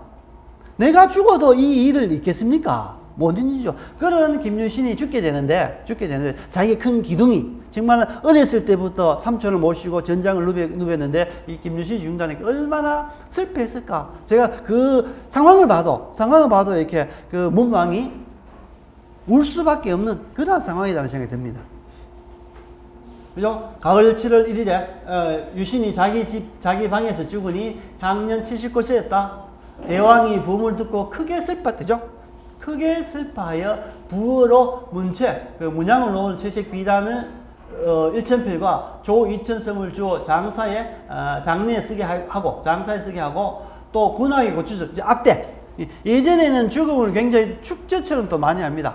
축제처럼. 그러니까 이제 군왕의 고추수 100인, 그죠? 악대부 100인을 군대 악대 100인을 금산원의 장사 지내게 하고 담당 관서에 명하여 비를 세워 공적을 기록하겠다. 그래서 관서에 명하에 비를 세웠대. 그러니까 태종 무열왕과 비슷하게 비를 세웠을 거니까 또 태종 무열왕에 딸려서 묻었으니까 지금 있는 김유신묘가 김유신 묘일 가능성이 굉장히 높다는 거예요. 그래서 이제 김유신 묘라고 보통 표현하는 부분이에요. 그렇고 금산을 장사지었다는데 금산원이 어딘지는 모릅니다. 근데 지금 후대에 와서 김유신 장군묘가 있는 데가 지금 김유신 장군묘, 현재 김유신 장군묘로 전해지는 곳에 거기에 김유신 장군을 인정하니까 그 뒤에 있들을 김해 김씨들은 뭡니까? 금산원으로 해서 금산제 이렇게 했죠. 사실 그래서 사실은 김유신 장군묘가 여기 있으면은 금산제하고 모든 것이 또 바뀐다는 거예요. 그러니까 그런 아예 신라의 무덤이나 왕릉들은 이렇게 위치 비정이 계속해서 바뀌는 부분이 굉장히 많이 있습니다. 예를 들면은 지금에 있는 동해 지역에 있는 간포 지역에 있는 문왕릉도 어떻습니까?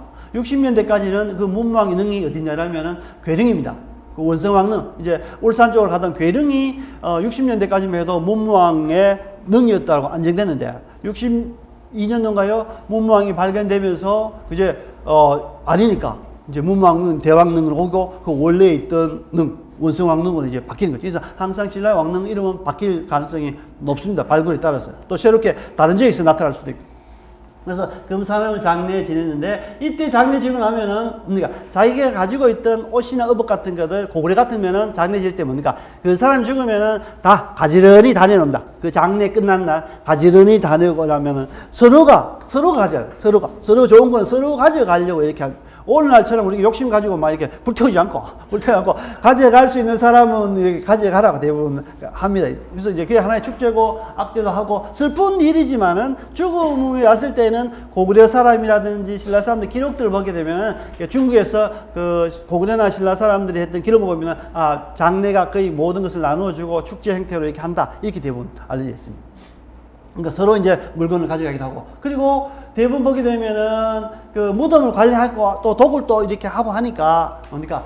민호를 배치해요, 민호. 그러니까 그 왕이나 무덤을 쓰고 난 다음에 그 마을을 이렇게 모습 5집 가고 해서 그 능을 관리하고 이렇게 능묘지기로 만드는 거죠. 그래서 이제 이렇게 무덤을 보호하게 한다.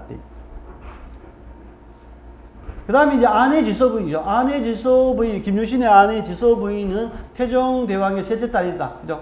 셋째 딸. 태종무열왕 셋째 딸이고요. 아들 5을 낳은, 그러니까 태종무열왕 첫째 딸은 합천 대하성에 있던 고타소, 김품석의 딸이었고, 백제에게서 죽음을 당했고요. 그죠? 두 번째는 뭐냐면은 요석궁에 있는 공주. 남편도 역시 백제 전투에서 이렇게 죽었다. 요석궁에 있는 공주. 그 다음에 요 셋째 딸이 이제 그 뭡니까? 지소부인인데, 김유신의 동생, 문희. 동생의 문희가 김유신에 시집가서 사이 났던 그 딸을 이제 김유신에게 다시 이렇게 60세에 결혼시키죠. 그러면은, 조카하고 결혼하죠. 김유신 조카하고 결혼하는데 그 사이에 이만큼 많이 낳기는 사실은 이렇게 좀 의문이 되지만은 이렇게 기록이 있으니까. 그죠? 의문이, 나이가 뭐 60대인데 이렇게 줄줄이 놓기는 사실 어렵죠. 물론 능력에 따라서 놓을 수도 있습니다만. 아들 5을 낳으니, 아들 5을 낳으니, 마지는 2차 3강이고, 그 다음 두 번째가 우리 잘 알고 있는 뭡니까? 원술이고, 세 번째가 해간 원정이고, 네 번째가 대하찬 장인망, 다음은 대하찬 원망이었다. 딸은 넷이다. 그죠? 그리고 또 서자로 아찬 군승이 있는데 그 어머니의 성씨는 전하지 않는다. 그러니까 원래 지소 부인 되기 이전에, 지소 부인 이전에 부인이 있었을 겁니다. 근데 아마 신라 시대는 신분제다 보니까 나중에 뭡니까? 그 태종무열한 땅, 그죠? 공주와 자기 결혼했기 때문에 아마 그 마지막에 결혼했던 이 그 문희의 딸이 아마 이게 김유신의 남편으로, 대부분 남편으로 기록되어 있지. 그 전에는 아마 다른 부인들도 뭐 여러 분 있었고, 김주주 역시도 문명왕후 이전에 아마 다른 부인들이 있었기 때문에 부인들 이름은 마지막에 중요한 사람 이름만 나온다는 거예요. 근데 이제 이 지소 부인이 어떠냐? 그러니까 그 유학의 가장 중요한 것 중에 하나가 을이라 했습니다. 을이. 그러니까 그래서 이제 원술이 뭡니까? 그 백제 부흥군들이 일어났을 때 파견 갑니다. 백제는 병합됐지만 부흥군이 너무 강하니까 갔는데 신라 군사들은 연전연패 거듭합니다. 백제는 멸망했는데 부흥군들 세력이 너무 강하기 때문에 연전연패하고 슬그머니 되돌아옵니다. 그러니까 이제 문무왕 입장에서는 걱정이죠. 그러니까 문무왕이 김유신에게 묻습니다. 자문을 합니다. 자문을 구하죠. 우리 군사가 백제의 부흥군들에서 패해서 그래서 슬그머니 되돌아왔는데 일을 어떻게 했으면 좋겠습니까? 하니까 김유신 입장이 답답하죠. 다 죽일 수도 없고, 그죠? 다 죽일 수도 없고, 뭐 죽이면 사울 군대도 없고, 또 안 죽이자니 영도 안 세고, 이렇게 하니까 안을 낸 게 장군들은, 앞에 썼던 장군들은 계급을 한 단계씩, 직위를 한 단계씩 낮추는 것을 하고, 내 자식 원술만큼 우리 집안의 문중으로 같은 문중으로서 이 명예를 실추시키기 때문에 이 원수를 죽여야 됩니다. 이렇게 권위하죠. 근데 이제 문마 입장에서 보니까 아니 지금 별 5개, 별 4개짜리는 별 5개에서 4개라고 4개는 3개로 이렇게 그렇게 계급 한 단계씩만 나누는데 저 밑에 있는 소령도 아니고 대령쯤밖에 안 되는 원수를 죽여서 그 무지가 따가 그러니까 그거는 사례에 맞지 않습니다. 스타들 죽여도 시원찮은데 저 밑에 뭐 장군도 아니고 뭐 대령도 아니고 소령도 아니고 이런 밑에 있는 그 비장으로 있는 원수를 죽인다는 것은 더 이상 할 수가 없습니다 라고 하니까 살아나죠. 근데 아버지가 무서우니까 이 원수의 아버지가 무서우니까 집에 못 들어갑니다. 그래서 그때는 전쟁하면은 조금씩 지역마다 이렇게 시급이다 그러니까 노급을 주니까 농장을 만들죠. 그러니까 이제 그 자기 농장에 가서 아버지 농장에 가서 숨어 삽니다. 숨어 살다가 드디어 뭡니까?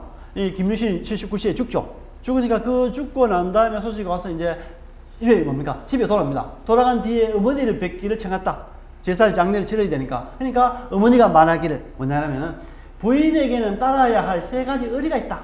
요게 이제 삼정지도입니다. 그죠? 태어나서는 아버지를 따르고, 그죠? 시집 가면은 남편을 따르고, 남편을 죽게 되면 그 자식을 아들을 따르는 것이 여자의 의리다. 여기 삼종지도다. 근데 이거 벌써 이제 유학이 딱 들어왔다는 거죠. 유학의 그 개념이 딱 들어왔다는 거죠. 그래서 이제 의리인데 내가 지금 과부가 되었으나 아들을 따라야겠지만은, 그죠? 원술 같은 자는, 너 같은 자는 이미 성공, 내 남편이 아들 노릇을 하지 못하였으니 내가 어찌 그 어머니가 될 수 있겠느냐. 내 남편이 니를 자식으로 보지 않았는데 어떻게 내가 니를 자식으로 보겠느냐. 안 된다. 그죠? 보통 이제 내가 어찌 그 어머니 될 수 있냐 하고 만나보지 아니하였다. 원술이 통곡하여 가슴을 두드리고 땅을 부르면서 차마 떠나지 못하였으나 부인은 끝내 보지 않았다. 이게 지도층의 그죠? 의무기도 합니다. 의무기도 하죠. 그래서 원술이 단식하며 담능으로 그릇된 것이 이렇게까지 되었다고 하고 태백산으로 들어가고 말았다. 요거 담능이라는 게 뭐냐라면 대부분 이야기하죠. 죽죽에게 말했던 그 친구처럼 이 대세는 기울어졌습니다. 대세는 기울어졌는데 지금 이렇게 싸운다 한들 한두 명 백제군사 이렇게 죽이고 어차피 죽습니다. 그러면은 저쪽에는 죽는 사람은 군사 한두 명 죽는 거지만 우리는 아주 귀한 집안에 뭡니까? 왕족 집안의 사람 죽기 때문에 적군의 사기가 올라가고 여러 가지 있으니까 이렇게 살아서 이렇게 돌아가고 지금 이 치욕스러운 것을 감수하고 살아서 다음에 복귀해서 이렇게 하면은 수치를 참는 것도 남자입니다. 이렇게 하니까 결국 죽지 못하고 담능의 말을 듣고 따라왔는데 지금 생각해보니까 그죠? 지금 생각하니까 담능의 말 안 듣고 내가 현장에서 죽을 걸 그러면 이렇게 통탄하지 않을 건데 죽었는 것보다 더 힘든 짐을 졌다니. 그래서 마지막 중국에도 많습니다. 중국에도 오강정, 항우와 유방이 싸울 때 뭡니까? 드디어 그 기세시된 항우가 어떻습니까? 마지막에 쫓겨서 강가에 오죠. 오광정이라는 곳이었습니다. 오광정에 뭡니까? 그 항우를 위해서 배관받은 데 있죠. 이 강만 건너면은 강남 땅에 가서 강남에서 이렇게 군사를 다시죠. 그래서 그 배를 댄 사람이 얘기합니다. 지금의 이렇게 강남 땅에 가면은 다시 뭡니까? 권토 중례할 수 있습니다. 그죠? 다시 세력을 모아서 흙먼지를 날리면서 다시 기시에 올라서 당신 항우니까 유방 같은 사람 늘 당신에게 빌빌대고 죽다만 매일 이렇게 죽다 살아면서 겨우 했는데 당신은 다시 권태 중로 흙먼지를 일으킬 만큼 다시 복구할 수 있습니다. 건너시지 않겠습니까? 준비되어 있습니다. 딱 하니까 어떻습니까? 항우 얘기죠. 내가 올 때 이 강남에 뛰어난 사람들 얼마나 많이 데려와서 했고 싸우고 이 50필밖에 말밖에 없는데 내가 돌아가서 하지는 못한다. 그래서 뭡니까? 자기를 할 수 있도록 하고 그 자기가 믿었던 신에게 목을 치게 하죠. 그래서 이게 그러니까 수치를 참고 하는 것도 중요하지만 그 자리에서 목숨 죽는 것도 굉장히 중요하다. 그래서 이제 담능 말 안 듣고 내가 그렇게 그죠? 유방처럼 그렇게 강가에서 오광정에서 이렇게 죽어야 되는데 살아온 것이 너무 후회스럽다라고 하죠. 그리고 나중에 고구려의 전투, 고구려 마지막 전투가 매소성 전투를 하기도 하고 또 매소천성 그 전투를 하기도 합니다. 이름이 두 개입니다. 그러니까 매소성 전투 또는 매소천성 전투를 하는데 여기 이제 마지막 요 전투를 해서 이제 고구려가 이제 끝이 납니다. 고구려가 신라 완전히 이제 삼국 통일하죠. 요 육지 전투, 그 다음에 기벌포 전투 두 개입니다. 해군으로서는 기벌포 전투, 그 다음에 육군으로는 매초선 전투 두 개가 같이 동시에 승리하면서 당나라 드디어 18년 동안 백제와 병합했습니다. 18년 전쟁이 끝이 납니다. 그리고 신라가 영리 그대로 이제 갖추지. 그러니까 이때 뭡니까? 원술이 나가서 그죠? 전혀 술주 실수해서 싸워서 공을 씌웠어. 마지막 전투에 공을 씌웠고, 그러나 부모에게 용납되지 못한 것을 분하고 한스럽게 여겨 벼슬 하지 않고 한시 예상을 마쳤다.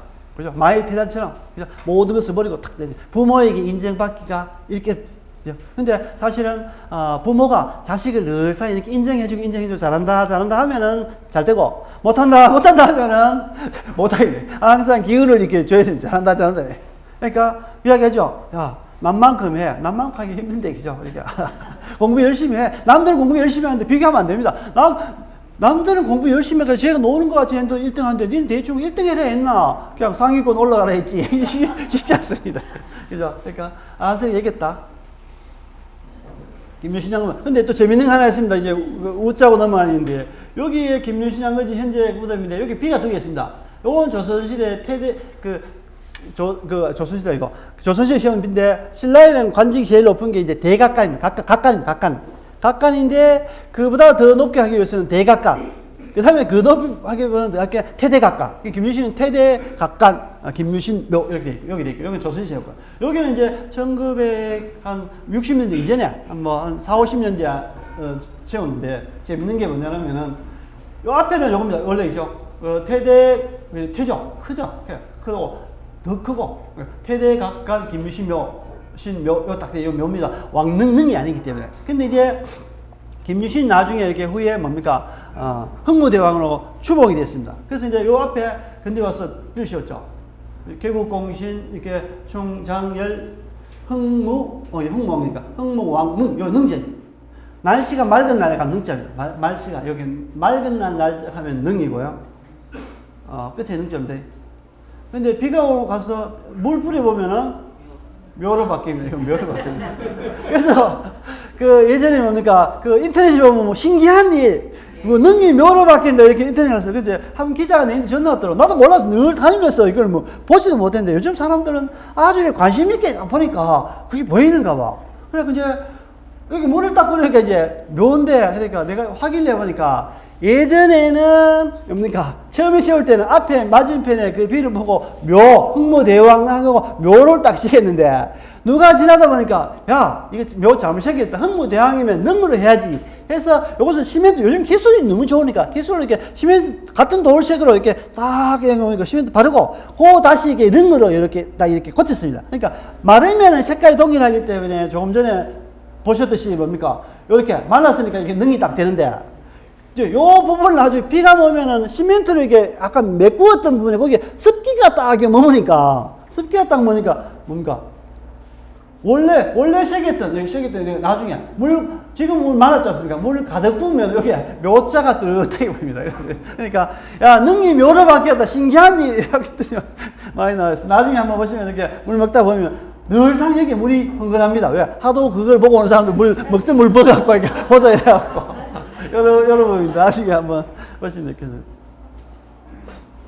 아마 아까 비에 공적을 새겼다 해서 이제 아마 요 부분이 아닐 건가. 근데 요 무덤 간격은 너무 가깝기 때문에 아마 김양의 묘쯤이 아니겠는가 이렇게 생각해 봅니다. 예, 왜냐하면 너무 비슷과, 왜냐하면 태종무열랑도 많이 떨어져 있고 모든 지금까지 뭐 흥덕왕릉, 성덕왕릉 다 그 무덤에서 많이 그 일정한 간격을 이렇게 뭐 두고 있는데 여기 너무 붙어 있기 때문에 요 무덤보다는 요 뒤에 있는 지금 김양묘로 전해오는 것이 아마 김유신묘일 가능성이 훨씬 더 높다. 지금. 그 다음에 이제 서원입니다. 지금 대부분 이제 조선시대 서원을 보고 하겠습니다. 조선시대 이제 저기 전남에 있는 무성서당인데, 들어가는 산문이 있고요. 문이 있고, 여기 이제 명륜당이 있고, 여기 대부분 이렇게 뭡니까? 대성전이죠. 이런 식으로 일렬로 이렇게 돼 있죠. 돼 있고, 여기는 이제 병산서원입니다. 병산서원 여기도 들어가는 문이 있고, 이렇게 아주, 뭔가, 들어가는 입구, 그, 누각이 좋습니다. 이렇게 누각 있고, 그 다음에 강당, 명륜당이 있고, 여기 이제 사당, 그죠? 사당이 있고요. 됐습니다. 그 다음에 옥산서원입니다. 옥산서원에 딱 들어가려면 첫 번째 뭡니까? 영랑문. 다 그 현판에, 다 뭐 편액을 다 전체 총괄해서 현판이랍니다. 현판에 보면, 그죠? 부력 낳고, 그죠? 대한 또로 익히면 기쁘지 아니한가? 들어가는 공부하는 게 그 기쁘지 아니한가? 이렇게 문을 들어가고, 그 다음에 여기 무변루. 대부분 이렇게 그, 우리, 지난번에 우리 그, 용산서원 갔을 때도 이렇게 다 이렇게 그 2층 누각 형태를 짓습니다. 왜냐하면은 유생들이 공부하다가 여기에서 바깥을 보고 좀 쉴 수 있게 할 수 있는 부분이죠. 여기 이제 무변루라고 있습니다. 무변루. 우리가 공부하는 것이 끝이 없다. 무변, 광대 무변, 무량 무변. 정말 이렇게 경계 벤처스. 경계가 없다. 정말, 공부할 것이 진짜 많다.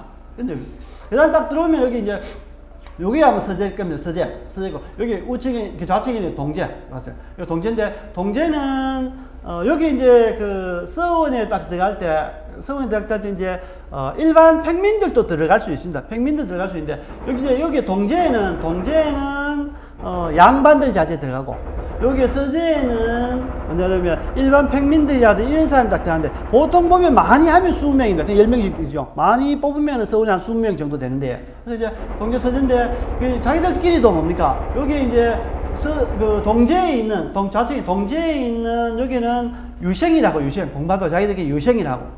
여기 이제 서재에 있는 것은 자기들 좀 같이 공부하지만은, 이게 좀 왕따 시켜갖고, 그러니까, 교생입니다, 교생. 우리가 어디 나중에 보게 되면 교생 실습관에 교생. 그냥 자기는 유생들이고, 저기는 이제 학생들 가르치는 교생이래요. 그러고 나중에, 그 다음에 시골에 가게 되면은 공부하는 교육관이 서당이 있습니다. 서당인데도 대부분 이렇게 뭡니까? 우리가 그 밑에 이제 조교. 그러니까 서당은 나이가 많은 학생은 처음 오는 이렇게 초보자 학생들을 가르칠 수도 있고 이렇게 하니까 조교 역할을 하니까 그 사람들 흔히 접장. 그 다음 위에 이제 훈장 이렇게 하는데, 선생님이 어떻게 나중에 볼 때 대부분 보게 되면 조교 형태로 해서 막 이렇게 접장 이렇게 보통 표현하는데, 그렇게 조교를 이제 접장이라 하고 선생님은 이제 훈장, 선생님 이렇게 보통 표현하죠. 그 다음에 무변루죠. 광대 무변, 약간 끝이 없다. 그러니까, 서원은 공부만 중요시하는 게 공부하고 수영하고 또 휴식하고 이렇게 할 수 있도록 대부분 하고, 여기에는 대부분 나무 같은 것도 향나무나 뭡니까? 은행나무 같은 걸 많이 심죠. 이게 향나무나 은행나무는 이게 독성이 이렇게 향기가 진해서 벌레들이 이제 달려들지 않으니까 고귀한 선배들 공부하는데 잡다한 사람이 뭡니까? 침범하는 것을 방지하기 위해서 너는 꼿꼿하게 잡스러운 사람이 없이 오로지 그 순수한 어떤 항리되고 선비의 길을 가라 해서 대부분 이제 향나무나 아니면은 은행나무 같은 걸 심고, 아니면 양반나무, 벼롱나무, 백일홍을 심고 하죠. 옥산서, 그죠? 옥산서도 있고. 대부분 앞에는 큰 현판에 여기 옥산서원을 쓰고, 뒤에 보통 보게 되면은 뭐 명륜당이라든지 아니면 그 지역의 서울에서 가장 이렇게 대표적으로 무엇을 이렇게 기본으로 한다. 그렇게 대부분 이렇게 현판을 씁니다. 자그마한 현판을 씁니다. 바깥에는 이렇게 전체 그 서원의 명패를 쓰거나 향교의 명패를 쓰지만은 안쪽은 좀 적혀지죠. 그러니까 구인장. 그러니까 공자가 가장 내세웠던 겁니까? 그 인입니다. 인. 공자의 모든 사상 인에서 출발하고, 그 다음에 나중에는 인어 있고, 나중에 이제 그 100여 년 후에 이제 맹자가 되면서 맹자가 인어예지, 인어예지로 이렇게 확장됩니다. 공자가 했던 건 인어, 그 다음에 나중에 맹자가 예지까지 확장하는데, 이 인어예지가 4가지니까 뭡니까? 사가지라죠, 사가지. 그러니까 이제 인너 예지가 없는 사람들은 사가지 없는 사람, 이렇게 보통 사가지 없는 사람 이렇게 보통. 그러니까 동서남북, 서울의 한양문도 동서남북의 문도 인너 예지로 다 이렇게 바꿨습니다. 숭례문 뭐 이런 식으로 대부분 인너 예지로 다 했죠. 근데 이 뒤편에 보게 되면은 서울이나 한국에 가면 굉장히 많은 현판들이 있습니다. 조그만 현판들이 많이 있죠. 거기에는 어떤 데냐면은 이게 용산서원 같은 데도 있죠. 용산서원 같은 데. 지난번 이야기했습니다. 이게 그 바탕에 검은 바탕 흰 거랑 흰 바탕에 검은 바탕랑 별 관계 없다 했습니다. 그죠? 여기 뒤편 보면 아주 달려 있습니다. 이렇게 현판이 많이 달려 있고, 여기 서학성도 마찬가지로 이렇게 많이 달려 있는데, 거기에 보면 대부분 뭐가 있냐면은 이렇게 그 지역에 있었을 때 뭡니까? 학교 규칙. 우리가 학교 규칙이 돼. 이 학교는 어떤 학교니까 뭐지 했는데 학교 그 설립하고 난 다음 설립 취지에 맞추어서 학교 규칙이 있고 우리가 학교 규칙이 있고 그 다음에 두 번째 뭐냐면 하지 말아야 될 거 금기어 같은 거 뭐뭐는 하지 말아든지 아니면 여기에 이제 또 뭐뭐 하는 교훈 우리가 학교 가면 교실 가게 되면 급훈 뭐 교훈 이렇게 대부분 쓰듯이 그러니까 급훈 교훈 뭐 하지 말아야 할 거 금지해야 될 것 권장해야 할 것 그런데 그렇게 여러 가지 다 다르지만은 동일한 게 하나 있습니다.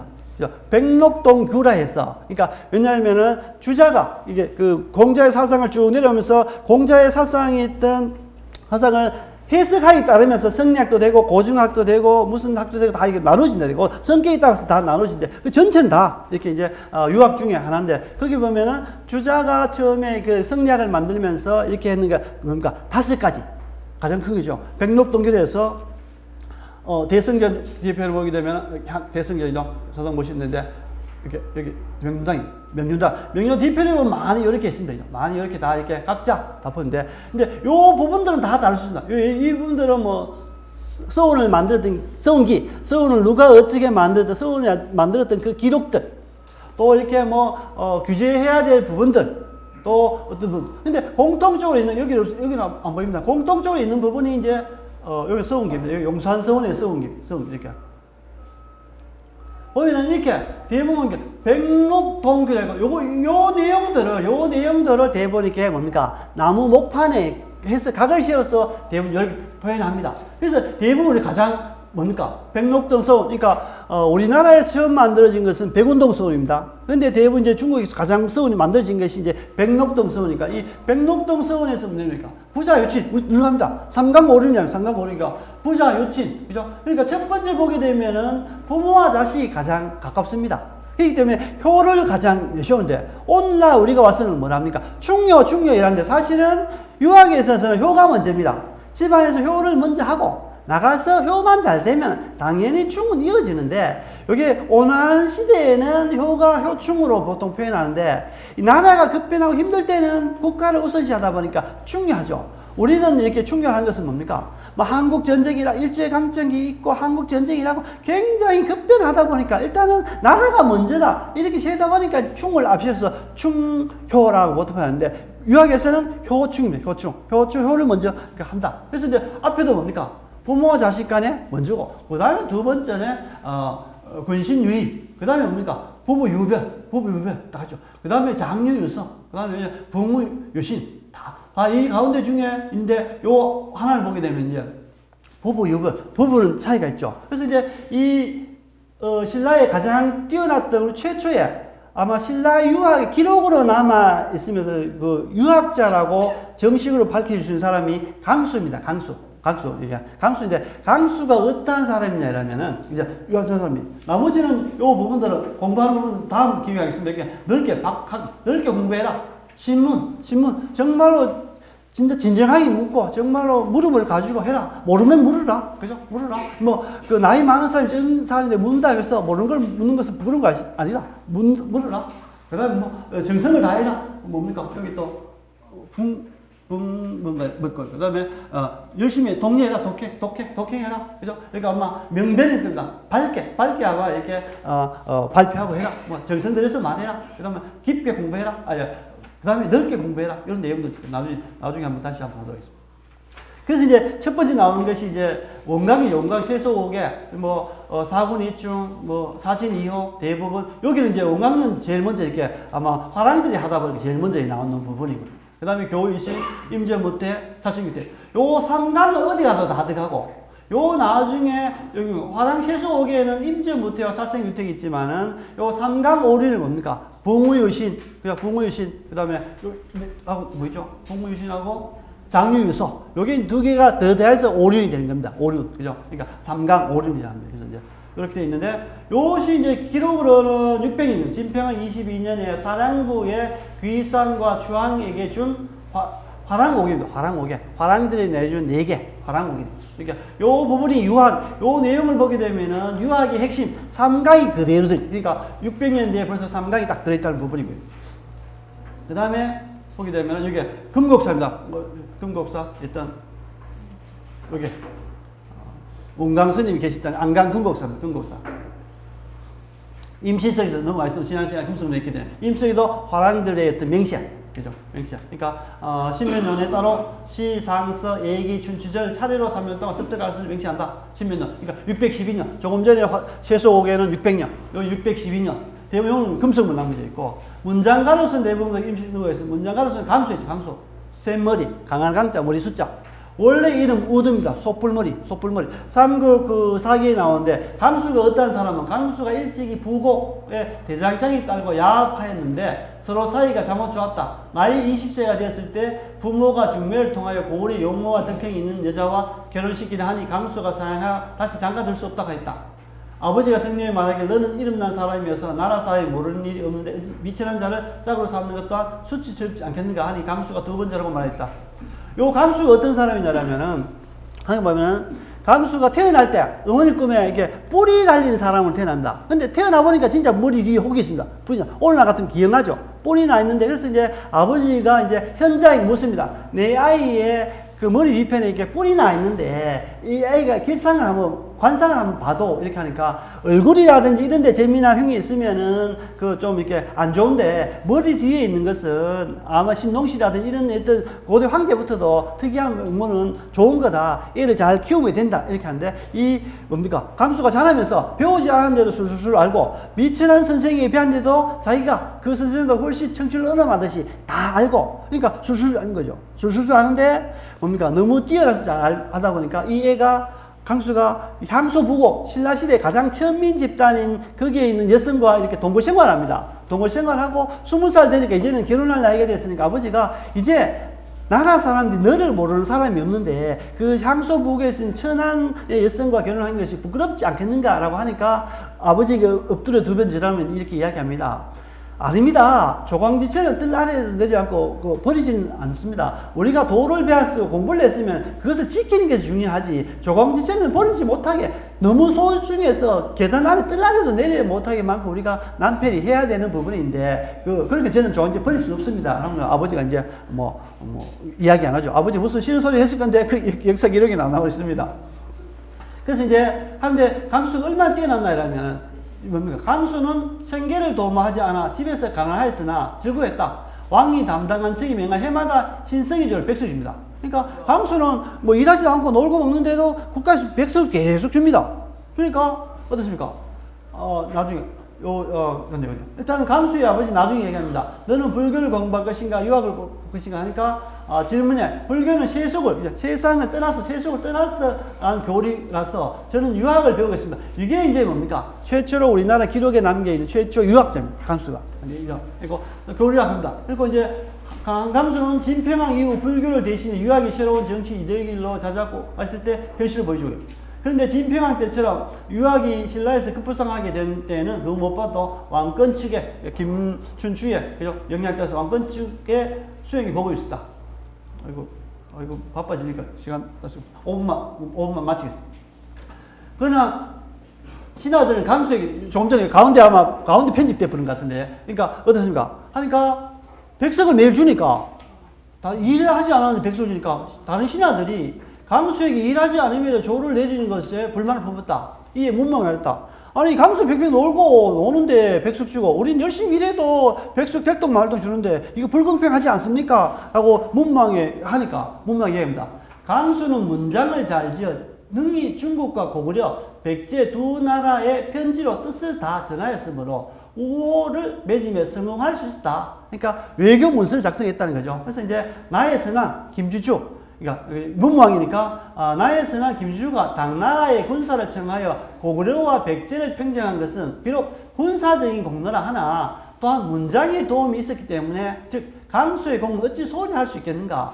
그래서 신하들이 백석 주는데 불만을 갖는데 문무왕은 어떻습니까? 거기에 그러니까 사찰의 관등을 주고 복록을 매년 200석으로 올려주었다. 그래서 백석을 주는 거 불만하니까 막 200석 올려주는 야, 강수 100석밖에 못 받아서 이제 알겠지? 그럼 200석 올려줘 이렇게 한 겁니다. 왜냐하면 군사적인 힘도 있지만 문장의 힘이 그만큼 좋았기 때문에 내 아버지가 삼국 통일하는데 강수의 문장이 없었다면 그 중국과 교류하는데 쉽지 않았다. 그 공로로 준다 이렇게 하죠.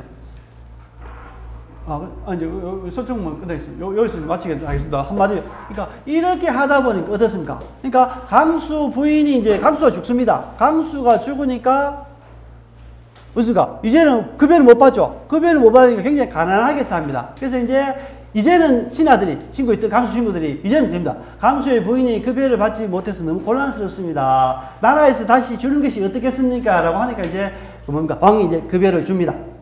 조 200섬을 주니까 강수 부인이 뭐랍니까? 강수 부인이 다시 뭡니까? 나라에 바친 이유가 하면서 말하는 게 뭐냐면은 내가 남편이 있을 때는 남편이 나라에 도움이 되어서 남편이 받은 그 곡식으로 내가 먹고 살았지만 이제는 그 남편이 죽어서 내가 나라에 도움되는 일이 없습니다. 그렇기 때문에 이걸 받을 수 없습니다. 라고 반납하고 어떻습니까? 자기는 향수북으로 저 천한 곳으로 되돌아갑니다. 그래서 역사학자는 그러죠. 그 남편 강수의 그 아내다. 이렇게 보통 표현. 그러니까 강수가 자기 부인을 지킬 만큼의 그러한 의리가 있는 부분이죠. 조강직신을 지킬 수 있는 부분입니다. 오늘은 뭐 여러 가지 또 환경도 그렇고 뭐 급해서 이렇게 정리합니다만 또 다음 주에 또 열심히 하도록 하겠습니다. 감사합니다.